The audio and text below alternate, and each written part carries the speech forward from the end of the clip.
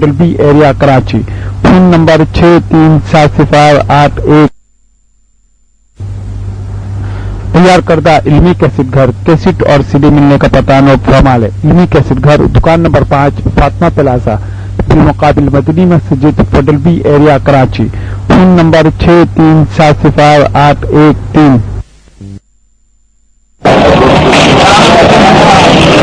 صلی علی رسولہ الکریم، اما بعد۔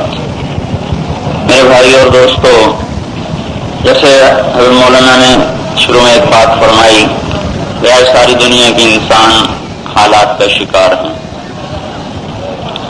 اور ہر آدمی اپنے مسائل کو حل کرنا چاہتا ہے۔ تھوڑی سی یہ زندگی ہے، اس کے مسائل بھی تھوڑے سے ہیں۔ اصل مسائل تو موت کے بعد پیش آنے والے ہیں، یہاں زندگی ایسی شروع ہونے والی ہے جس کے لیے پھر کوئی انتہا اللہ پاک نے کوئی نہیں لکھی۔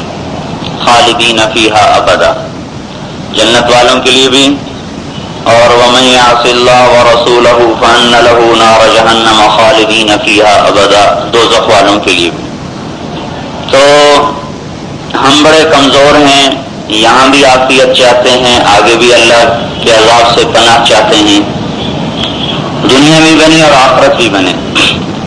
دنیا بننے کا مطلب یہ نہیں کہ ہمیں بہت بڑی حکومت ملے یا دولت ملے یا ہمیں بہت زیادہ مال و متاع ملے، عافیت اللہ نصیب فرمائے۔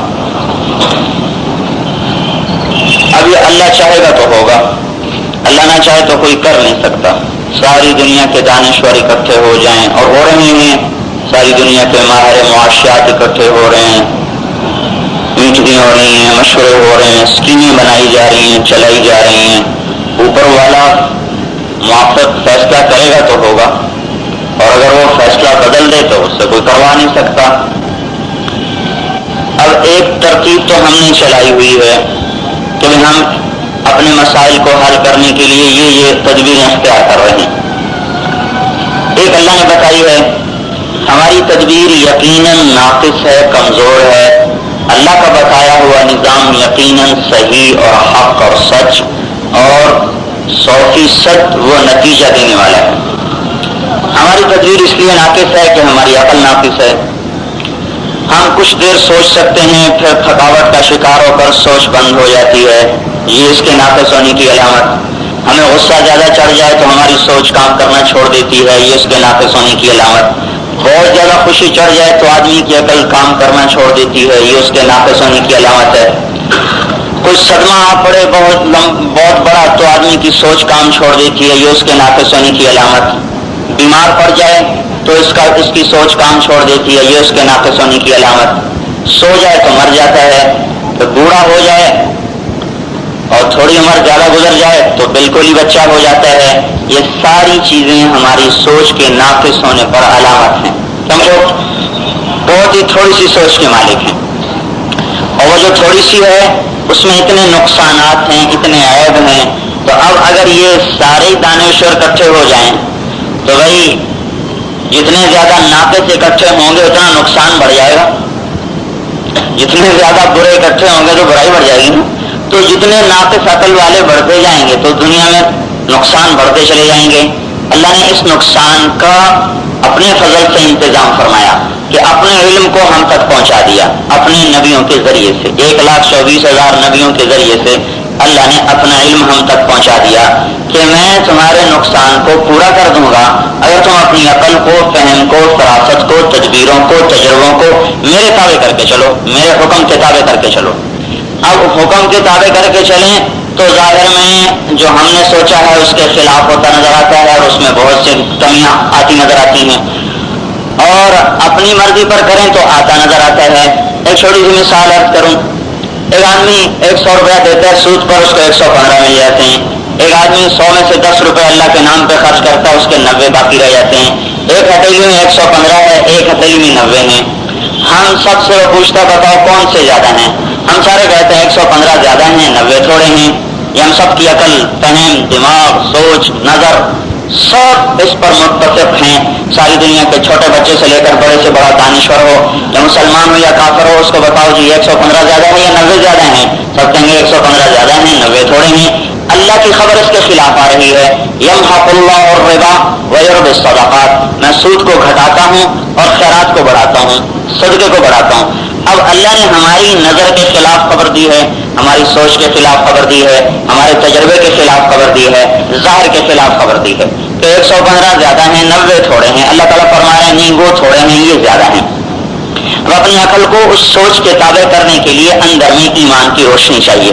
وہ روشنی جب تک بیدار نہیں ہوتی تو آدمی کو 115 زیادہ نظر آتے ہیں، 90 تھوڑے نظر آتے ہیں، اور جب اس کی ایمان کی شمع جل جاتی ہے، روشن ہو جاتی ہے، تو پھر اس کو 90 زیادہ نظر آتے ہیں، 115 تھوڑے نظر آتے ہیں کہ وہ اللہ پاک کے علم کی تصدیق اپنی نظر سے زیادہ کرتا ہے، وہ اللہ تعالیٰ کی خبر کی تصدیق اپنی سوچ سے زیادہ کرتا ہے، وہ اللہ پاک کے نبی کی خبر کی تصدیق اپنی فہم سے زیادہ کرتا ہے۔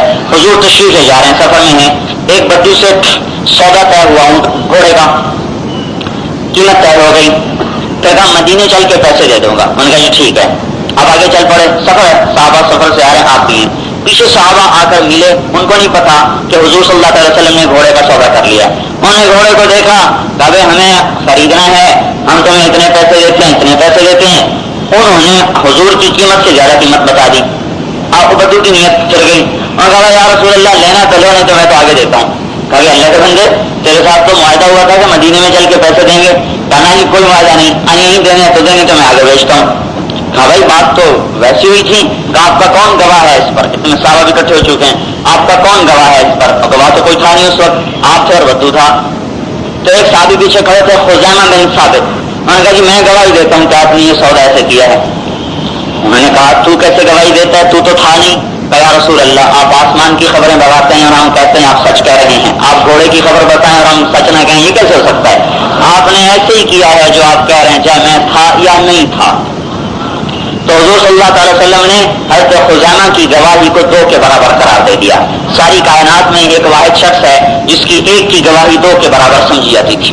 پورے قرآن کو جب لکھنے کا حکم دیا صدیق اکبر رضی اللہ تعالیٰ عنہ نے، تو جب تک ایک آیت 2 آدمیوں کے پاس نہیں لکھی ہوتی تھی اس کو قرآن میں نقل نہیں کرتے تھے۔ کم از کم ہر آیت 2 آدمیوں کے پاس لکھی ہونی چاہیے، تب جا کر اس کو وہ نقل کرتے تھے۔ قرآن میں ایک آیت ایسی ہے جو صرف ایک کے پاس لکھی ہوئی تھی اور کسی کے پاس لکھی ہوئی نہیں تھی، یاد تھی، لکھی ہوئی کسی کے پاس نہیں تھی سوائے حضرت خزیمہ بن ثابت کے، اور وہ سورہ توبہ کی آخری آیت ہے لقد جاءکم رسول من انفسکم عزیز علیہ ما عنتم حریص علیکم بالمؤمنین رؤوف الرحیم فإن تولوا فقل حسبی اللہ لا الہ الا هو علیہ توکلت وهو رب العرش العظیم۔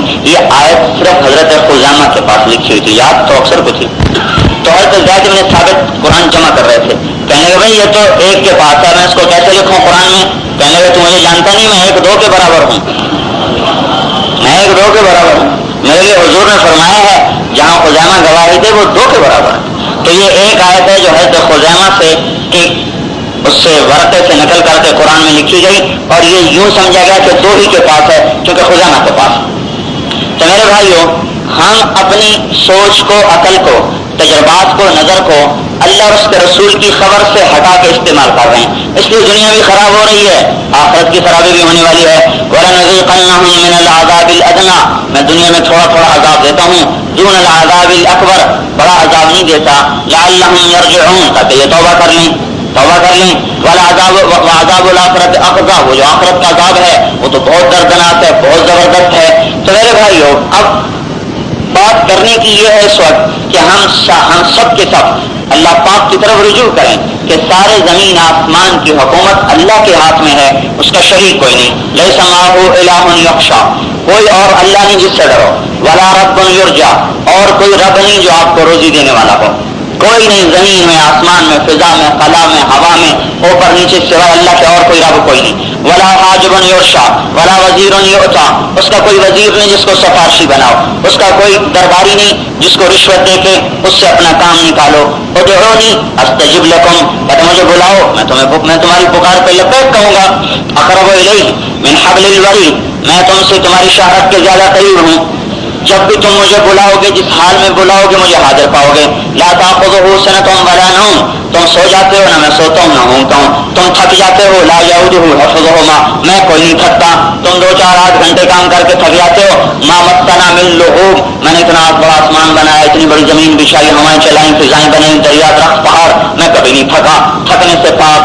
سے پاک، اونگنے سے پاک، غفلت سے پاک، نسیان سے پاک. وما کان ربک نسیا، تیرا رب بھولتا نہیں. ولا تحسبن اللہ غافلا، تیرا رب غافل نہیں. وما هم بمعجزین، تیرا رب عاجز نہیں. وهو القاہر فوق عباده، ساری کائنات پر اس کا قبضہ ہے. الارض جميعا قبضته، زمین اس کی مٹھی میں ہے. السماوات مطویات بیمینہ، آسمان اس کے ہاتھ میں ہے. یمسک السماوات والارض ان تزولا، زمین کو بھی روکا ہوا ہے، آسمان کو بھی روکا ہوا ہے. ولئن زالتا، اور یہ بہ پڑیں، یہ پھسل پڑیں. ان امسکہما من احد من بعدہ، تو اللہ تعالیٰ کہتے ہیں میرے علاوہ ان کو کوئی روک نہیں سکتا. تکاد السماوات یتفطرن منہ وتنشق الارض وتخر الجبال هدا ان دعوا للرحمن ولدا، زمین پھٹنے لگتی ہے، پہاڑ ٹکڑے ٹکڑے ہونے لگتے ہیں، آسمان پھٹنے لگتا ہے جب تم کہتے ہو کہ اللہ کا بیٹا ہے. میں زمین کو بھی روکتا ہوں، آسمان کو بھی روکتا ہوں، پہاڑوں کو بھی روکتا ہوں. ورنہ یہ شرک ایسا گناہ ہے کہ قریب ہے کہ زمین پھٹ جائے، پہاڑ اڑ جائیں، آسمان ٹکڑے ٹکڑے ریزہ ریزہ ہو جائے، لیکن میں ان سب کو تھامتا ہوں. جو اللہ زمین آسمان کو بنانے والا ہے وہی اس کا تھامنے والا ہے. قل أئنكم لتكفرون بالذي خلق الأرض في يومين وتجعلون له أندادا، ارے کس رب کا انکار کر بیٹھے جس نے زمین بنائی. اب اللہ اپنی تخلیق کو بتا رہے کہ زمین میں نے بنائی.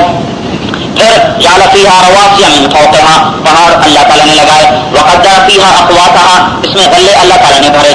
انزلنا الحديد فيه بأس شديد، لوہا اتارا اس میں بڑی سختی رکھ دی. لوہا نہ ہوتا دنیا کی بلڈنگیں کیسے بنتی، مٹی نہ ہوتی تو یہ ساری عمارتیں کیسے کھڑی ہوتی. پھر اخرج منها ماءها، پانی نکال دیا. پانی نہ ہوتا تو نظام زندگی کیسے چلتا. ایک جگہ بتایا پانی میں نے نکالا، دوسری جگہ بتایا قل ارأيتم ان اصبح ماؤكم غورا فمن يأتيكم بماء معين، اگر میں تمہارے پانی کو دھنسا دوں تو پانی کون لائے گا. اور اگر پانی ختم ہو جائے تو ساری کائنات کا نظام ہی ختم ہو جائے، ساری زندگی ختم ہو جائے. تو اللہ تعالیٰ پانی کو بنانے کی بھی اپنی خبر دی کہ میں نے بنایا. پھر پانی پر قبضہ بھی بتایا کہ دھنسا دوں تو قدرت. اس سے اگلی بات پانی کو باقی رہنے دوں. لو نشاء جعلناه اجاجا فلولا تشکرون، اگر میں چاہوں تو جیسے 7 سمندر کڑوے بنا دیے تمہارے سارے دریاؤں کو کڑوا کر دوں، زمین کے پانی کو کڑوا کر دوں، پہاڑوں کی برف کو کڑوا کر دوں، تو کیا کرو گے؟ کیسے پانی پیو گے؟ کیسے نظام زندگی کو چلاؤ گے؟ کڑوا پانی ہو، نمکین پانی ہو، زراعت کیسے ہوگی؟ زمین کیسے آباد ہوگی؟ گھروں کا پانی کیسے چلے گا؟ تو اللہ تعالیٰ نے زمین کی ساری تخلیق بھی بتائی، اپنا قبضہ بھی بتایا. پھر زمین آسمان کے درمیان اولم یروا الی الطیر فوقہم صافات ویقبضن ما یمسکہن الا الرحمن، دیکھ لو پرندوں کو اڑتا ہوا، جاتا ہوا، بیٹھتا ہوا، یہ سارے کے سارے میرے قبضے میں ہیں. میں ان کو روکتا ہوں، اڑاتا ہوں. نہ کوئی انجن فٹ ہے، نہ کوئی فیول فٹ ہے، نہ کوئی اس کو ڈرائیور ہے، نہ اس کو کوئی کنٹرول کرنے والا ہے. وہ اوپر سے ڈائیو لگاتا ہے. کوا آپ دیکھیں کیسی تیزی کے ساتھ نیچے آ رہا ہوتا ہے، اور درخت کی ایک پتلی سی شاخ اس کا ایئرپورٹ ہوتی ہے، لمبا چوڑا ہزاروں فٹ چوڑا، ہزاروں گز لمبا ایئرپورٹ نہیں ہوتا. ایک چھوٹی سی شاخ کو وہ نشانہ بنا کے آ رہا ہوتا ہے. اور آج تک کبھی نہیں ہوا کہ کوا اس شاخ سے دوسری شاخ پہ جا گرا ہو یا نیچے جا کے گرا ہو. پتلی سی شاخ اس کا ایئرپورٹ ہے، اور وہیں آ کے وہ لینڈ کرتا ہے. نہ آگے گرتا ہے نہ پیچھے گرتا ہے. اور یہاں روزانہ جہاز کبھی یوں پھسل رہے ہیں، کبھی یوں پھسل رہے ہیں، کبھی کہیں ٹکر ہو رہی، کبھی کہیں ٹکر ہو رہی ہے. یہ اللہ کے بنائے ہوئے جہاز ہیں جن کو خود ہی اڑاتا ہے، خود ہی روکتا ہے، خود ہی اتارتا ہے، خود ہی اٹھاتا ہے. یہ اس کا پرندوں پر قبضہ. پھر والقمر قدرناہ منازل، سورج کی منزلیں طے کر دیں، چاند کی منزلیں طے کر دیں. الشمس تجری لمستقر لہا، سورج کا مدار تعین کر دیا. اور پھر دن اور رات کا نظام چلایا، دن بھی بنایا، رات بھی بنائی. اور یغشی اللیل النہار، ان کو آگے پیچھے چلا دیا. یولج اللیل کا مراد جاتا ہوں لمبی کر دے، آج کل لمبی کر رہا ہے. یولج النہار، پھر کہتا میں دن کو لمبا کرنا شروع کر دیتا ہوں. یہ اللہ کا نظام ہے. تو زمین کو ایسے حرکت دیتا ہے کہ کہیں دن لمبے ہونے شروع ہو جاتے ہیں، راتیں چھوٹی ہونے شروع ہو جاتی ہیں، کہیں راتیں چھوٹی ہونے شروع ہوتی ہیں تو دن لمبے ہونے شروع ہو جاتے ہیں. اللہ تعالیٰ زمین کو حرکت دیتا رہتا ہے. تو میرے بھائیو، اس سارے نظام کائنات پر بادشاہی اللہ تعالیٰ کی ہے. اس کا نہ کوئی وزیر ہے، نہ کوئی مشیر ہے، نہ اس کا کوئی بتلانے والا ہے. لیسا معه مشیر، اس کا مشیر کوئی نہیں. قاہر بلا معین، مددگار کوئی نہیں. مدبر بلا مشیر، اس کا مشیر کوئی نہیں. اکیلے سارے نظام کو چلاتا ہے. چلانے میں نہ اس کو مشورے کی ضرورت ہے، نہ اس کو آرام کی ضرورت ہے کہ بہت تھک گیا ہوں تھوڑا سا آرام کر لوں. موسیٰ علیہ السلام کے بنی اسرائیل کہنے لگے تیرا رب سوتا ہے؟ کہنے لگے کیا بکتے ہو؟ اللہ تعالیٰ نے کہا نہیں میں ان کو سمجھاتا ہوں. کہا تو 2 پیالے لے کے کھڑا ہو جا، رات کو پیالے دے دیے، کہا کھڑا دیکھو پیالے کے رہنے دینا، وہ لے کے کھڑے ہو گئے. اب آ باقی نیند آنی شروع ہوئی، اب سر ہلنا شروع ہوا، اونگ آئے پیالے ہلیں، ابھی دیکھو پیالے گر رہے چاہیے، پھر اونگ آئے پیالے ہلیں، جب رات آدھی سے زیادہ گزر گئی تو ایسا جھٹکا نیند کا آیا کہ دونوں پیالے زمین پہ جا گرے۔ تو اللہ تعالیٰ نے فرمایا موسیٰ اگر تیرا رب سو جائے تو زمین آسمان کے پیالے ایسے ہی ٹوٹ جائیں گے، تو یہ ٹوٹ گئے۔ لا تأخذه سنة ولا نوم، نہ سوئے نہ ہوں گے، پھر سب کی سنیں، پھر اس کی قدرت علم ایسا کامل ہے کہ سب کی سنتا ہے۔ اس پورے میں بول رہا ہوں آپ سن رہے ہیں، لیکن آپ کے دل میں کیا کیا خیالات ہیں اللہ ان کو بھی سن رہا ہے۔ یہ پورے مال روڈ پہ کتنی آوازیں چل رہی ہیں اللہ سب کی سن رہا ہے، کتنی گاڑیاں گزر رہی ہیں ہر گاڑی میں ہر پرزہ ایک آواز دے رہا ہے اللہ اس کی بھی سنتا ہے۔ پھر کتنے سانپ بلوں میں ہیں، بچھو ہیں، چیونٹیاں ہیں، اور وہ چوہے ہیں، بلیاں ہیں، کتے ہیں، شیر جنگل میں ہیں، ہاتھی ہیں، چیتے ہیں، گیدڑ ہیں، پھر کتے ہیں، پھر بندر ہیں، پھر سور ہیں، پھر بنمانس ہیں، پھر بلیاں ہیں، پھر گائے کے ریوڑ اور بکریوں کے ریوڑ اور بھینسوں کے غلوں کے غلے، اور پھر ساری کائنات میں اڑنے والے پرندے اور فضا میں گردش کرنے والے ستارے سیارے، پھر ہوا کے ذرات، پھر پتوں کی سرسراہٹ، ہوا کی سنسناہٹ، پانی کی موجوں کا تلاطم، سب اللہ اکٹھا سن رہا ہے۔ اس کو سننے میں کوئی دقت نہیں، آپ چار بولے مجھے پتہ نہیں چلے گا کیا ہو رہا ہے۔ اور اللہ تعالیٰ کیا کہتا ہے، لو ان اولکم وآخرکم وانسکم وجنکم وحیکم ومیتکم ورطبکم ویابسکم وصغیرکم وکبیرکم وذکرکم وانثاکم، 12 قسمیں گنائی ہیں، اولین آخری، انسان جنات زندہ مردہ خشک تر بوڑھے جوان اور مرد اور عورت، تم سب اکٹھے ہو جاؤ، پھر مجھ سے مانگو، ثم سألونی، پھر مانگو۔ اب سب کی زبان تو ایک نہیں ہے، ہر ایک کی الگ ہے، اردو ایک، پاکستان میں 50 زبانیں ہیں، حبشہ چھوٹا سا ملک ہے، ایک آدمی آیا حبشے سے رہنے میں، کہنے لگا ہمارے ملک میں 350 زبانیں بولی جاتی ہیں، ایک ملک میں 350 زبانیں ہیں، ہر 10 میل کے بعد زبان بدل جاتی ہے، ہر 10 میل کے بعد لہجہ بدل جاتا ہے۔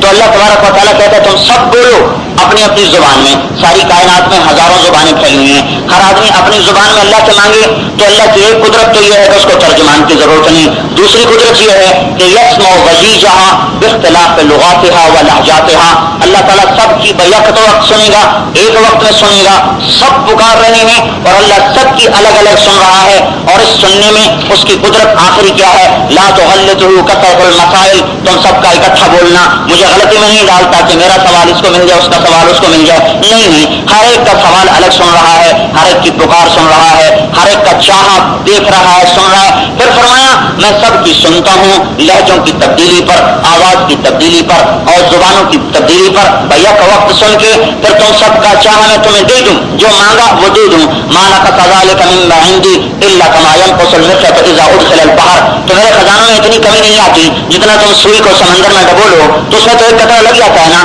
پانی میں کمی تو آ گئی ایک قطرے کی، لیکن اللہ تعالیٰ فرماتے ہیں میرے خزانوں میں اتنی بھی کمی نہیں آتی، تم سارے ہی مانگو تو بھی کمی نہیں آتی، سب کو دے دوں تو کمی نہیں آتی، ساری کی ساری انسانیت کو اتنی بڑی اللہ نے جنت بنائی ہے، ایسی کروڑوں جنتیں بنا کے تمام کافروں کو بھی دے دے، مسلمانوں کو بھی دے دے، ابو جہل کو بھی دے دے، اللہ تعالیٰ کے خزانوں میں کمی کوئی نہیں آتی۔ تو میرے بھائیو، جب زمین میں، آسمان میں، بحر میں، بر میں، وَهُوَ الَّذِي فِي السَّمَاءِ إِلَٰهٌ، آسمانوں کا رب اللہ، آسمانوں کا بادشاہ اللہ، وفی الارض الہ، زمینوں کا بادشاہ اللہ، للہ ملک السماوات والارض وما فیہن، زمینوں کی بادشاہی اللہ کی، آسمان کی بادشاہی اللہ کی، خلا کی فضا کی بادشاہی اللہ تعالیٰ کی، والذی سخر البحر، سمندروں پر بادشاہی اللہ تعالیٰ کی، الشمس والقمر بحسبان، سورج اور چاند پر بادشاہی اللہ تعالیٰ کی، الشمس والقمر والنجوم مسخرات بامرہ، ستاروں پر، سیاروں پر، چاند پر، سورج پر بادشاہی اللہ تعالیٰ کی، موسم کا عدلنا بدلنا یہ بادشاہی اللہ تعالیٰ کی، تصریف الریاح بادلوں پر بادشاہی اللہ تعالیٰ کی، والسحاب المسخر بین السماء والارض، بارش کے ہر قطرے پر بادشاہی اللہ تعالیٰ کی، انا سببنا الماء صبا، زمین کی ایک ایک رگ پر بادشاہی اللہ تعالیٰ کی، ثم شققنا الارض شقا، پھر درخت کے ایک ایک پتے پر بادشاہی اللہ تعالیٰ کی، ما کان لکم ان تنبتوا شجرها االہ مع اللہ، تم تو ایک درخت نہیں اگا سکتے، اللہ ہے جو ساری کائنات کے درختوں کو اگاتا ہے، ہم پانی کی ٹینکی اوپر بناتے ہیں اور اس ٹینکی کو پانی پہنچانے کے لیے پریشر موٹر لگاتے ہیں، وہ پریشر سے پانی کو اوپر لے جاتی ہے، 10 فٹ 20 فٹ 50 فٹ، اللہ تعالیٰ 500 فٹ کا درخت بناتا ہے اور زمین کے پانی کو اس کے نیچے سے لے جاتا ہے، اور 500 فٹ پر سب سے اوپر والے پتے میں بھی وہ پانی پہنچا ہوا ہے، کوئی پریشر موٹر کوئی نہیں، نیچے کوئی اللہ نے پمپ نہیں لگایا، نیچے کوئی پائپ نہیں لگایا، نیچے کوئی پریشر پمپ نہیں لگا ہوا جو اس کو پش کرتا ہے اور اوپر لے جاتا ہے، اس مالک کا نظام ہے کہ مجھے درخت کو بنانا ہے، زمین کی رگوں کو حکم دیا، وہ جڑ کی طرف چلتی ہیں، غذا کو لے جاتی ہیں، وہاں اللہ تعالیٰ نظام بناتا ہے جو اس غذا کو اندر لے جاتا ہے، پھر اللہ کے امر سے وہ اونچا جاتا ہے، پھر ہر پتے میں جاتا ہے، ہر ڈالی میں جاتا ہے، ٹہنی میں جاتا ہے، زمین بھی خشک اور زمین کے اندر مٹھاس کوئی نہیں، زمین کے اندر شکر کوئی نہیں، زمین کے اندر کوئی ہم نے شہد کو نہیں ڈالا، لیکن اللہ تعالیٰ اسی کے اندر سے آم کی مٹھاس کو نکالتا ہے، اسی کے اندر سے امرود کی مٹھاس کو نکالتا ہے، اسی کے اندر سے کیلے کی مٹھاس کو نکالتا ہے۔ اللہ تعالیٰ نے حلوہ بنا کے پردے میں بند کر کے کھڑا کر دیا۔ ہم حلوہ بناتے ہیں کتنی مصیبت پڑتی ہے، اللہ تعالیٰ نے بنا کے پردے میں لگا دیا، بوڑھے بھی کھائیں، بچے بھی کھائیں، جوان بھی کھائیں، اور نہ زمین سے نکلے نہ آسمان سے اترے، اللہ کے امر سے یوں وجود میں آتا چلا جاتا ہے۔ 50 فٹ کے اوپر ناریل کا پھل لگا ہوا ہے، اس کے اندر پانی کھڑا ہوا ہے، درخت کو کاٹو تو پانی کوئی نہیں، پتے چیرو پانی کوئی نہیں، زمین چیرو پانی کوئی نہیں، اس کو چیرو تو ایسا پانی ہے جو نہ زمین سے نکلا ہے، نہ بارش سے اترا ہے، نہ رگوں میں زمین کی ہے، نہ رگوں میں درخت کی ہے۔ اس مالک کا نظام ہے کہ اس پانی کی بڑی ضرورت ہے، میرے بندوں کو بنایا گیا ہے، اسی کو زیادہ دیر کھڑا کر دیں تو اس کو اندر سے سفید مکھن بنا دیتا ہے۔ ہمیں مکھن بنانے کے لیے کتنے لمبے چوڑے نظام بنانے پڑتے ہیں۔ اس نے ایک درخت کو حکم دیا کہ سفید مکھن تیار کر دو، تو اللہ نے اس کو مکھن کی شکل میں تیار کر کے دکھا دیا، اور چھوڑ دیں تو ناریل بنا کے دکھا دیا۔ جب اس سارے زمین آسمان پر بحر و بر پر اللہ کی حکومت ہے تو مانگلور پہ اللہ کی حکومت نہیں ہے، لاہور پہ اللہ کی حکومت نہیں ہے، یا میرے اوپر اللہ کی حکومت نہیں ہے۔ افامن الذین مکروا السیئات ان یخسف اللہ بہم الارض، میں تمہیں زمین میں فسادوں کو روک سکتا تمہیں؟ ویاتیہم العذاب من حیث لا یشعرون، یا ایسی عذاب کی مار دوں کہ تمہیں پتہ نہ چلے، کوئی روک سکتا ہے مجھے؟ آمنتم من فی السماء ان یخسف بکم الارض، تم زمین میں دسا دوں، کوئی روک سکتا ہے مجھے؟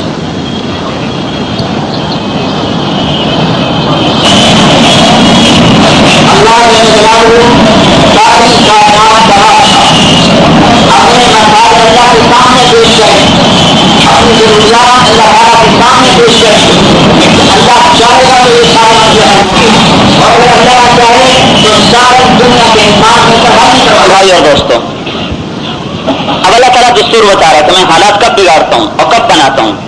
ضرب اللہ مثلا قریۃ کانت آمنہ مطمئنہ، ایک بستی کی کہانی سنو جو بڑے مزے میں رہتے تھے، بڑا اچھا کھاتے تھے، بڑا اچھا پہنتے تھے، یاتیھا رزقھا رغدا من کل مکان، چاروں طرف سے میں ان پر رزق کے دروازے کھولے ہوئے تھا، اور بڑے خوشحال تھے، بڑے مزے میں تھے۔ پھر کیا ہوا؟ فکفرت بانعم اللہ، وہ میرے نافرمان بن گئے، میرے نافرمان ہوئے، تو میں نے کیا کیا؟ فاذاقها اللہ لباس الجوع والخوف بما كانوا يصنعون، یہ اللہ نے ایک ضابطہ بتایا کہ میرے نافرمان ہوئے تو میں نے انہیں بھوک کا لباس پہنا دیا، ذلت کا لباس پہنا دیا، خوف کا لباس پہنا دیا، کہ میری نافرمانی کی وجہ سے میں نے ان کو ذلت اور پستی کی مار دے دی۔ دوسری جگہ اللہ تعالیٰ نے ضابطہ بتایا، وَكَمْ قَسَمْنَا مِنْ قَرْيَةٍ، میں نے کتنی بستیوں کو چکی میں پیس کے رکھ دیا، عذاب کی چکی میں پیسا۔ وہ کیوں پیسا؟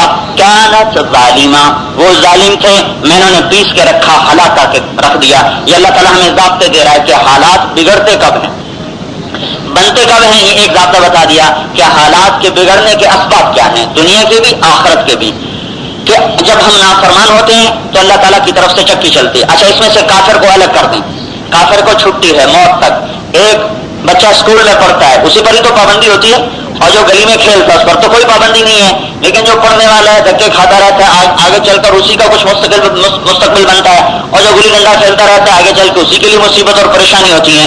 ایک اسکول کا بچہ، یہ اور اگلی مثال دیں، میرا بیٹا وہ کوئی شرارت کرے گا میں اس کو پکڑوں گا، اس کو ادب بھی سکھاؤں گا، اس کو تعلیم بھی دوں گا، اس کی نگرانی بھی کروں گا۔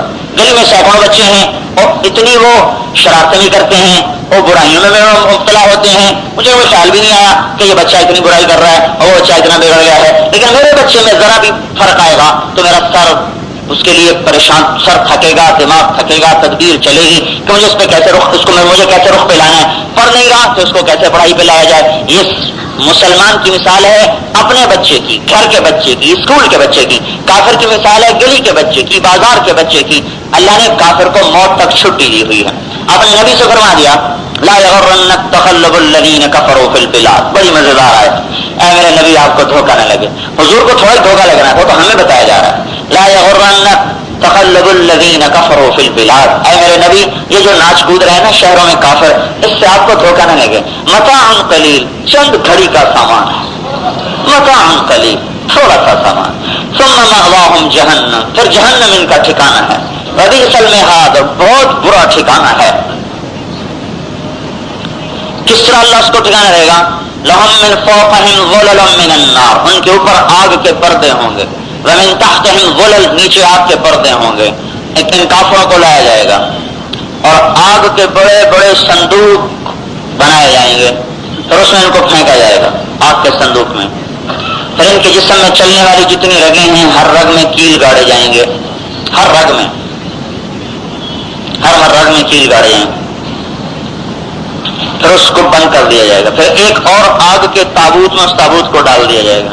پھر ان کو دوزخ کی دیواروں میں ایسے ٹھونکا جائے گا جیسے ہم کیل کو دیوار میں نہیں ٹھونکتے, پھنستا ہوا ایسے ان کو گاڑ دیا جائے گا جہنم کی وادیوں میں, جہنم کی دیواروں میں, جہنم کے پہاڑوں میں, کہ ابد الآباد کی بربادی ان کے لیے مقدر کر دی گئی.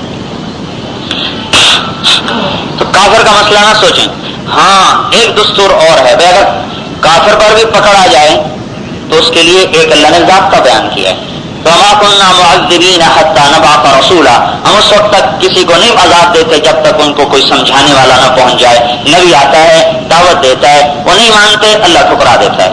وہ مان لیتے ہیں اللہ کامیاب کرتا ہے, نہ مانے پھر اللہ دنیا میں عذاب دیتا ہے. آج چونکہ ہم ساری دنیا کے باطل کو دعوت نہیں دے رہے, اللہ نے ان کو مہلت دی ہوئی ہے. ان کو دعوت دے دی جائے تو ان کے ایٹم راکٹ انہی کے خلاف اللہ چلا دے گا, ان کی طاقتوں کو انہی کے خلاف اللہ تعالیٰ استعمال کر دے گا. ولا يحيق المكر السيء الا باهله. ان کی طاقتوں کو انہی کے اوپر اللہ تعالیٰ پھینک کے مارے گا. بل نقذف بالحق على الباطل فيدمغه فاذا هو زاهق. ہم حق کو باطل کے اوپر مارتے ہیں اور باطل کا بھیجا نکل جاتا ہے اور وہ دنیا سے مٹ جاتا ہے.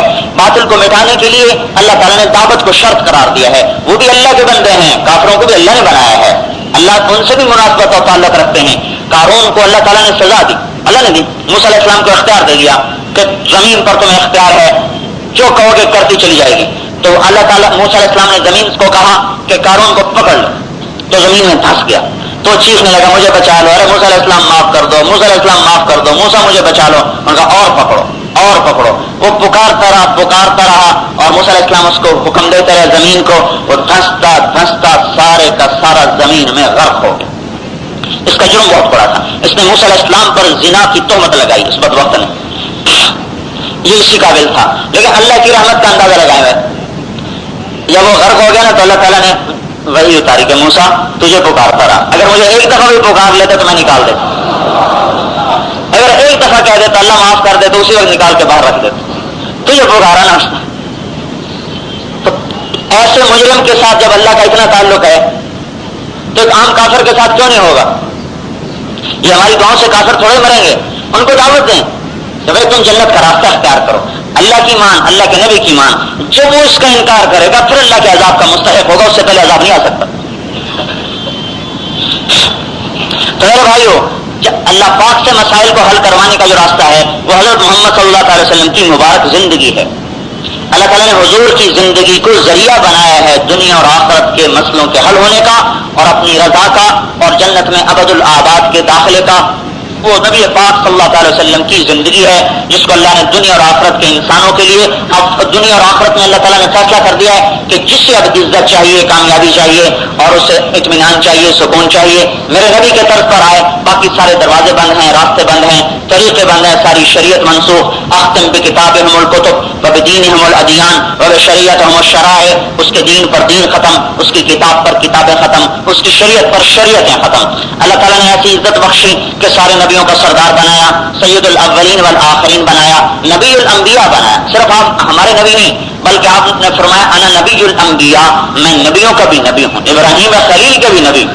وہ نبی کتنی شان والا ہوگا جو ابراہیم علیہ السلام کا بھی نبی بن جائے, جو موسیٰ کلیم کا بھی نبی بن جائے, جو عیسیٰ روح کا بھی نبی بن جائے, جو آدم صفی کا بھی نبی بن جائے. وہ نبی کتنی شان والا ہوگا کہ جس کو اللہ تعالیٰ نے نبیوں کا نبی بنا دیا. 1.25 لاکھ نبیوں کو بیت المقدس میں جمع فرما کے حضور کو امام بنا دیا, مصلی پہ کھڑا فرما دیا اور ان پر بھی نبوت کو ثابت کر دیا. عیسیٰ علیہ السلام بھی آئیں گے تو امتی بن کر آئیں گے, نبی بن کر نہیں آئیں گے. اللہ کا جب اللہ تعالیٰ نے حضور صلی اللہ علیہ وسلم کو اوپر بلایا اپنے پاس تو عرض کی حضور صلی اللہ علیہ وسلم نے, یا اللہ ابراہیم علیہ السلام تو خلیل تھے اور موسیٰ علیہ السلام کلیم تھے اور داؤد علیہ السلام کو آپ نے لوہا نرم کر کے دیا, سلیمان علیہ السلام کو آپ نے ہوا تابع کر کے دی اور عیسیٰ علیہ السلام کو آپ نے مردہ زندہ کر کے دیے, تو میرے لیے آپ نے کیا کیا ہے؟ اللہم انک اتخذت ابراہیم خلیلا وموسیٰ کلیما وعلنت لداود الحدید وسخرت لسلیمان الریاح واحییت لعیسی الموتى فماذا جعلت لی. یا اللہ میرے لیے کیا ہے؟ تو اللہ تعالیٰ نے فرمایا آپ کے لیے سب سے اعلیٰ چیز ہے. اولیس قد اعطیتک افضل من ذلک کلہ, اے میرے حبیب میں نے آپ کو سب سے اعلیٰ اور برتر چیز عطا فرمائی ہے. لا ذکرت الا ذکرت معی کہ قیامت تک آپ کا اور میرا نام اکٹھا چلے گا، جدا نہیں ہو سکتا. لا الہ الا اللہ محمد الرسول اللہ یہ ایسا خانے میں فٹ ہوا ہے کہ اب اس کو کوئی بدل نہیں سکتا. یہ میرا آپ کا نام اب اکٹھا ہو گیا. اذان آئی اشہد اللہ الہ الا اللہ، ساتھ ہی آیا اشہد ان محمد الرسول اللہ. عرش پر کیا لکھا گیا؟ لا الہ الا اللہ. آگے کیا لکھا گیا؟ محمد الرسول اللہ. جنت کے دروازے پر لکھا گیا لا الہ الا اللہ. آگے کیا لکھا گیا؟ محمد الرسول اللہ. آئے سب سے بعد میں، پیدائش میں سب سے پہلے. تخلیق میں انا اولہم خلقا، آپ نے فرمایا کہ میں تخلیق کے اعتبار سے ساری کائنات میں سب سے پہلے بنایا گیا ہوں، آسمانوں سے پہلے، زمینوں سے پہلے، خلا فضا سے پہلے، سورج چاند ستارے سیاروں سے پہلے. اللہ تعالیٰ نے مجھے وجود بخشا، بھیجنے میں سب سے بعد میں، پیدائش میں سب سے پہلے. پھر ایک دفعہ ایک یہودی نے حضور کی شان میں گستاخی، حضرت عمر نے اس کو مارا. تو وہ آ گیا حضور کے پاس کہ مجھے عمر نے مارا ہے. پیچھے پیچھے حضرت عمر بھی آئے، اور کیوں مارا ہے تو نے؟ کہا یا رسول اللہ اس نے آپ کی شان میں گستاخی کی. تو آپ نے فرمایا اما انت فارضہ، اے عمر تو اسے راضی کر، تو اسے راضی کر. کیوں مارا؟ اما انت یا یہودی، اور یہودی تو میری بات سن، ابراہیم خلیل اللہ ہیں، موسیٰ کلیم اللہ ہیں، عیسیٰ روح اللہ ہیں، واما انا فحبیب اللہ ولا فخر، اور میں اللہ کا حبیب ہوں. تکبر سے نہیں کہتا، حقیقت کہتا ہوں کہ میں اللہ کا حبیب ہوں. پھر آپ نے طرز کلام بدلا کہ میری بات چھوڑو، میرا تمہیں کیا پتا. میں یوں کہا کرتا ہوں کہ اللہ کا، کہ نبی کی شان کو سوائے اللہ کے کوئی نہیں سمجھ سکتا، ساری کائنات مل کے نہیں سمجھ سکتی. اتنا اونچا مقام، اللہ اکبر. موسیٰ علیہ السلام پر عرش سے تجلی پڑی نا، عرش کے اوپر سے. عرش کتنی دور ہے اس کا تو اللہ کے علاوہ کسی کو نہیں پتا. یہ جو آسمان ہے آج تک کسی نے نہیں دیکھا، آج تک کسی نے آسمان کو نہیں دیکھا، بڑی سے بڑی دوربین سے بھی نہیں دیکھا گیا. اس میں یہ جو خلا ہے اس میں 97% میں اندھیرا ہے، کچھ نہیں نظر نہیں آتا، روشنی نہیں نکالتا. 3% میں روشنی ہے، 3% روشن ہے، 97% اندھیرا ہے. اور وہ جو 3% روشن ہے اس میں 5 ارب کہکشائیں ہیں، گلیکسیز 5 ارب، اور ایک میں 10 کھرب سیارے ہیں. اور جس کہکشاں میں ہم رہتے ہیں، جو ہمارا نظام شمسی جس کہکشاں میں رہتا ہے، اس کہکشاں کا فاصلہ 20 لاکھ لائٹ ایئر ہے. لائٹ ایئر کا کیا مطلب کہ 1,86,000 میل فی سیکنڈ کی رفتار سے، 1,86,000 میل فی سیکنڈ کی رفتار سے 20 لاکھ سال اگر سفر کیا جائے تو تب جا کر ہماری کہکشاں ختم ہوگی. اور ایسی 5 ارب کہکشائیں ہیں.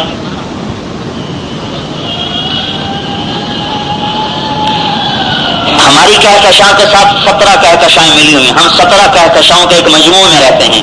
یہ جو 17 اکٹھی ہیں ان کا فاصلہ 20 لاکھ نوری سال.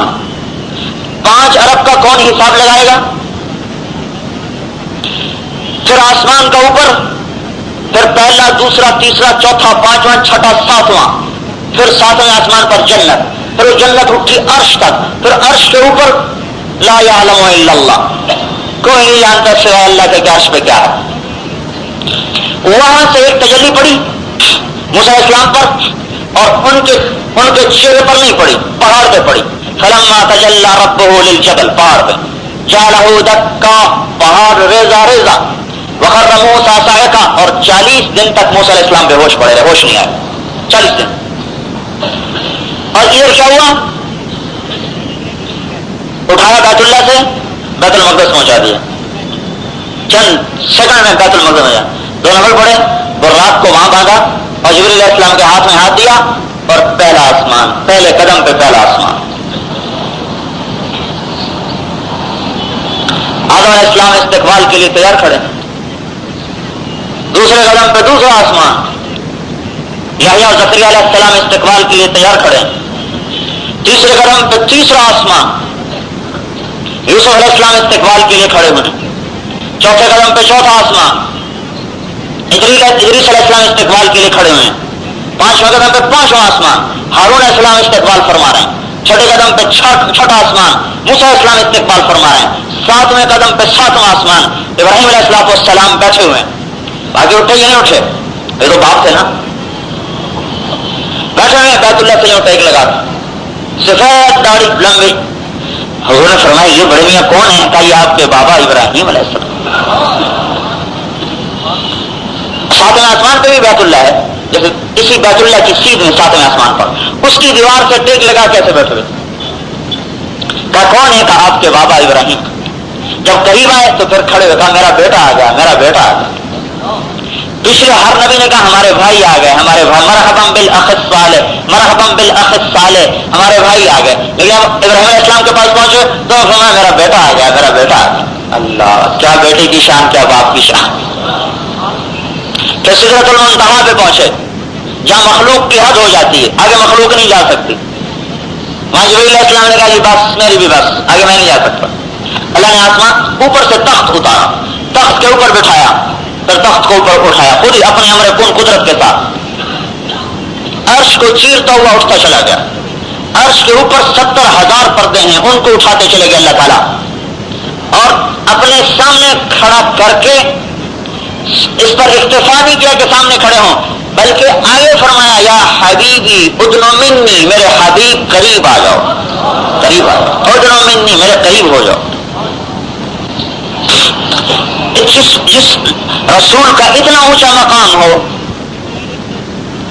اس کے طریقے میں کتنی طاقت ہوگی، اور جو اس کے طریقے کو چھوڑے گا وہ کہاں نجات پائے گا؟ اس کو کون سی دکانیں نجات دیں گی؟ اس کو کون سی فیکٹریاں نجات دیں گی؟ اس کو کون سی صنعت و حرفت نجات دے گی جو اتنی بڑی ہستی کا طریقہ چھوڑ دے؟ سامنے کھڑا کر رہے ہیں اور سلام پیش کر رہے ہیں، السلام علیکہ ایھا النبی.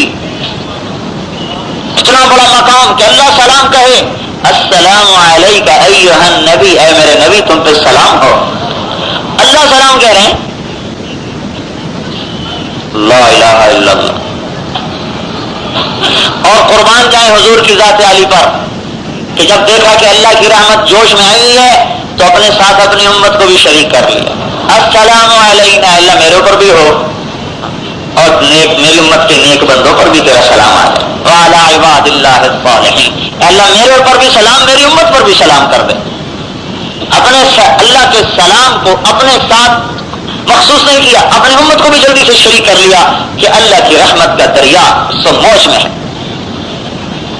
تو میرے بھائی ہو، مال روڈ کا تاجر ہو یا نیو یارک کا تاجر ہو یا وہ لندن کا تاجر ہو یا ماسکو کا تاجر ہو، اس دنیا اور آخرت کی نجات صرف حضور کی زندگی کو اختیار کرنے سے ملے گی، ورنہ اللہ کی نظر سے گر جائے گا. کسی کو مال کا مل جانا اس کی بڑائی کی علامت نہیں ہے، کسی کو اقتدار کا مل جانا اس کی بڑائی کی علامت نہیں ہے. اللہ تعالیٰ نے کیسر کو 2000 سال حکومت دی، روم کو، آل ساسانی ایرانیوں کو 2000 سال حکومت دی جو عمر کے ہاتھوں ختم ہوئی. یہ حکومت کا مل جانا کوئی بڑی چیز نہیں ہے، اللہ راضی ہو جائے اور طریقہ نبی کا زندہ ہو جائے، یہ سب سے بڑی کامیابی کی دلیل ہے. تب ساری دنیا کے انسانوں کو، مردوں کو، عورتوں کو کامیابی چاہیے تو حضور کے طریقے پہ آنا پڑے گا. بت پرست ہیں عرب، کھانے کو نہیں ملتا، آپس کی لڑائیاں، بستی میں گرے ہوئے. حضور صلی اللہ علیہ وسلم کا دامن پکڑا اور آپ کے ہاتھ میں ہاتھ دیا. اللہ نے اتنا اونچا مقام دیا کہ کائنات ایسے نمونے نہ پیش کر سکی کہ جن کے جنازوں پر فرشتے اتارے جا رہے ہوں. معاذ ابن جبل کا انتقال ہوا، حضرت جبریل علیہ السلام اترا، یا رسول اللہ کون فوت ہوا ہے؟ آپ نے فرمایا کیا بات ہے؟ کہا عرش خوشی سے جھوم رہا ہے کہ آج کسی کی آمد ہے. عرش میں جاتی نا روح، سجدہ کرتی ہے. کہا عرش اہتز عرش الرحمان، آج اللہ کا عرش خوشی سے جھوم رہا ہے کہ آج کسی کی آمد ہے. کون ہے فوت ہونے والا؟ تو آپ نے ارشاد فرمایا سعد زخمی تھا، اس کا پتہ نہیں کہیں انتقال ہوا ہو، تو آپ جلدی سے باہر نکلے. کمازا فعل سعد، ارے بھائی سعد کا کیا ہوا؟ کہا جی انتقال کر گئے. تو آپ نے کہا جلدی چلو. آپ چل رہے تھے اتنی تیزی کے ساتھ کہ صحابہ پیچھے دوڑ رہے تھے اور ان کی چادریں کندھوں سے گر رہی تھیں اور جوتیوں کے تسمے ٹوٹ رہے تھے. ایک نے کہا یا رسول اللہ اتعبتنا، یا رسول اللہ آپ نے تھکا دیا، آہستہ تو چلیں. آپ نے فرمایا جلدی چلو، مجھے ڈر ہے کہ سعد کو فرشتے کہیں ہم سے پہلے غسل نہ دے دیں اور ہم اس کے غسل سے محروم ہو جائیں. ارے بت پرست تھے کل تک.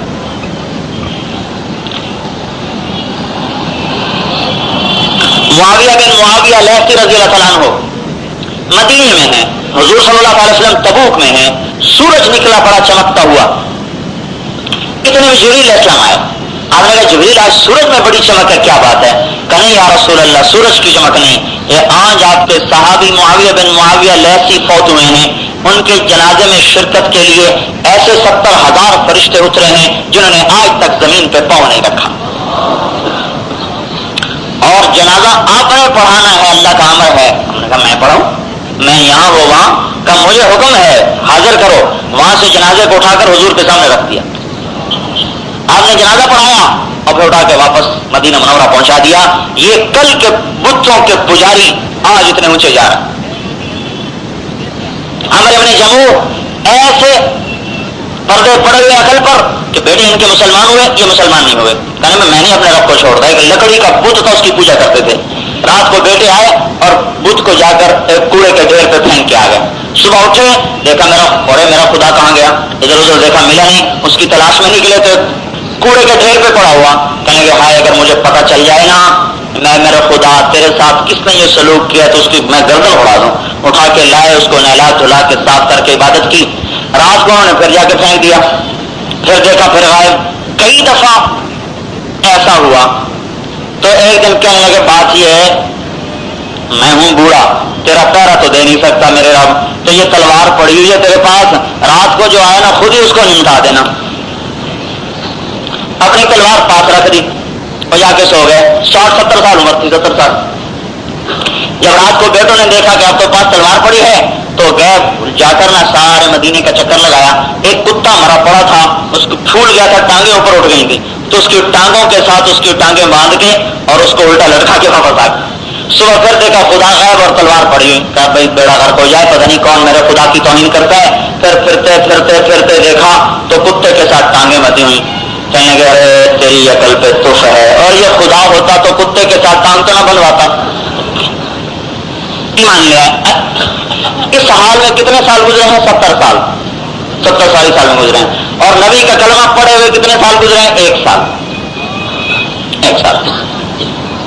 اور اوٹ کا موقع آ گیا ہے اور آپ پاؤں سے لنگڑے ہیں. اگر میں بھی جاؤں گا شہید ہوں گا. بیٹوں نے بھی کہا نہ جاؤ، نہیں میں جاؤں گا. جھگڑا آیا، مسجد نبوی میں آ کے مقدمہ پیش ہوا. آپ نے کہا تو کیوں جاتا ہے جب تم معذور ہے؟ کہ یا رسول اللہ میرا جی چاہتا ہے اسی لنگڑے پاؤں کے ساتھ جنت کی زمین پہ چلو. آپ نے کہا جانے دو، بھائی شوقین ہے تو جانے دو. 70 سال کا ایسا کفر 1 سال نبی کی غلامی نے کہاں پہنچایا ہے کہ آپ احد کی لڑائی میں شہید ہو گئے. عمر بن جموح جب آپ کا گزر ہوا ان کی لاش پر تو آپ نے ارشاد فرمایا میں دیکھ رہا ہوں کہ جنت کی زمین کو روند رہا ہے، لیکن لنگڑے پاؤں سے نہیں، صحیح پاؤں کے ساتھ.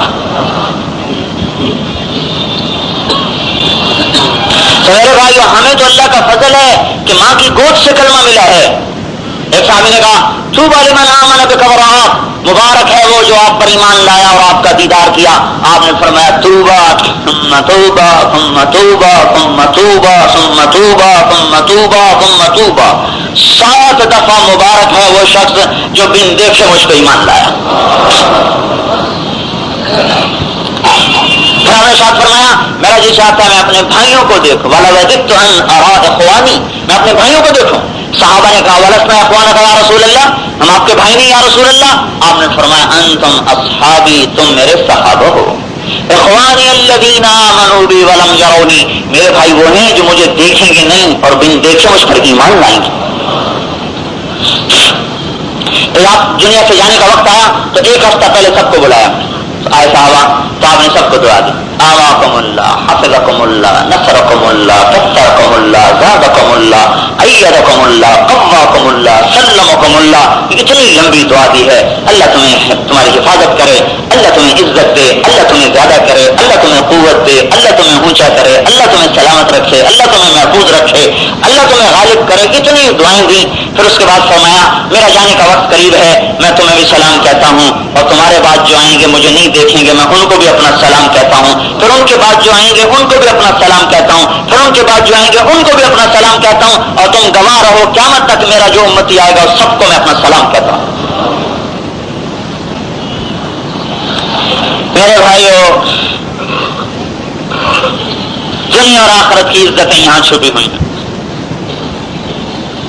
اس کی ایک ایک سنت سات زمین آسمان سے زیادہ قیمتی ہے. کپڑے میں یہ کپڑا نا، اس میں سے ایک دھاگا نکل جائے تو یہ کپڑے کے کوئی تاجر ہوں گے، وہ جانتے ہیں کہ کپڑے کی قیمت گر جاتی ہے. صرف ایک دھاگا نکل جانے سے کپڑے کی کوالٹی بدل جاتی ہے. اب آپ خود سوچو کہ جو ذات اتنی اونچی ہو اس پر فرض عین ہے اللہ کی مانے، اللہ کے نبی کی مانے.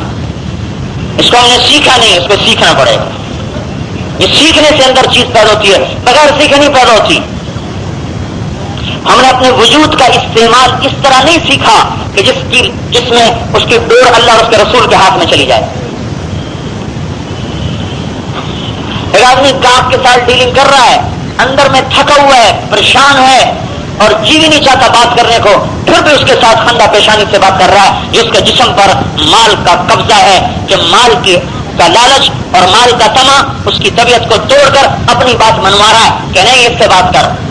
ایک آدمی دکان میں بیٹھا اونگ رہا ہوتا ہے، گاہ کا طرح چھوڑ کے کھڑا ہو جاتا ہے. روٹی کا نوالا منہ میں ہوتا ہے، وہ نوالا اگلا چھوڑ کے کھڑا ہو جاتا ہے. چائے کی پیالی ہاتھ میں ہوتی ہے، وہ پیالی چھوڑ کے کھڑا ہو جاتا ہے. اس کے جسم پر مال کا قبضہ ہے، ادھر سے آرڈر آ رہے ہیں، وہ اپنے جسم کو اس کے مطابق استعمال کر رہا ہے. لیکن اللہ اور اس کے رسول کی طرف سے جو حکم آتا ہے اس پر ہمارے جسم میں کوئی ہلچل نہیں پیدا ہوتی.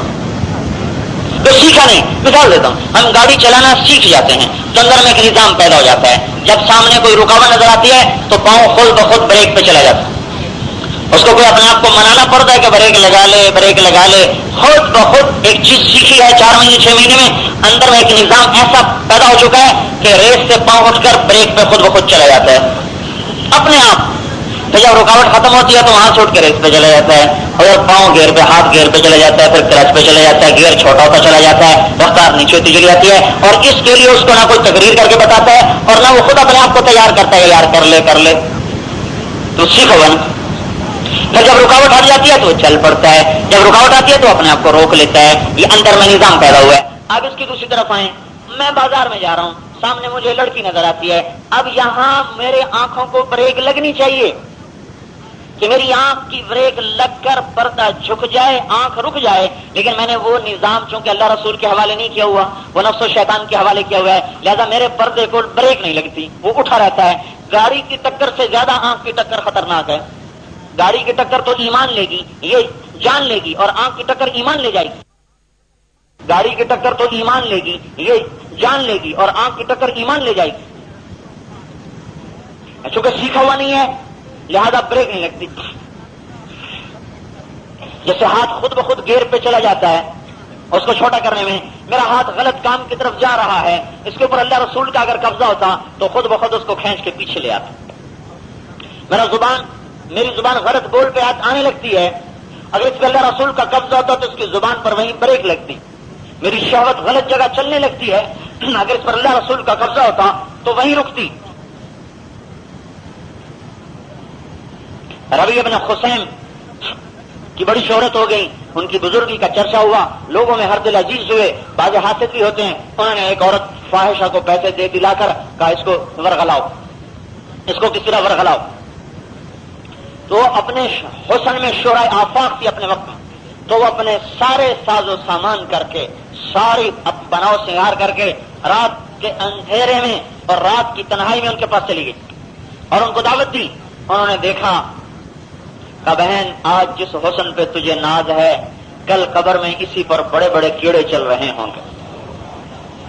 وہ دن یاد کر جب تیرے اس خوبصورت چہرے کو کیڑوں نے کھایا ہوا ہوگا، اور تیری ان خوبصورت آنکھوں نے جن سے تو انسانوں کو گمراہ کر رہی ہے، انہی آنکھوں کے اندر کیڑے چل رہے ہوں گے اور تیری یہ آنکھیں کیڑوں کی غذا بن چکی ہوں گی، اور یہ جس جسم پہ تجھے ناز ہے اس کو قبر کا ایک جھٹکا ٹکڑے ٹکڑے کر کے رکھ دے گا. یہ 3 بول بولے وہ بے ہوش ہو کے ایسی گری کہ اس کو ساری رات ہوش نہیں آیا، اور اس کے بعد ایسی توبہ کی کہ اپنے وقت کی سب سے بڑی عابدہ زاہدہ عورت بنی.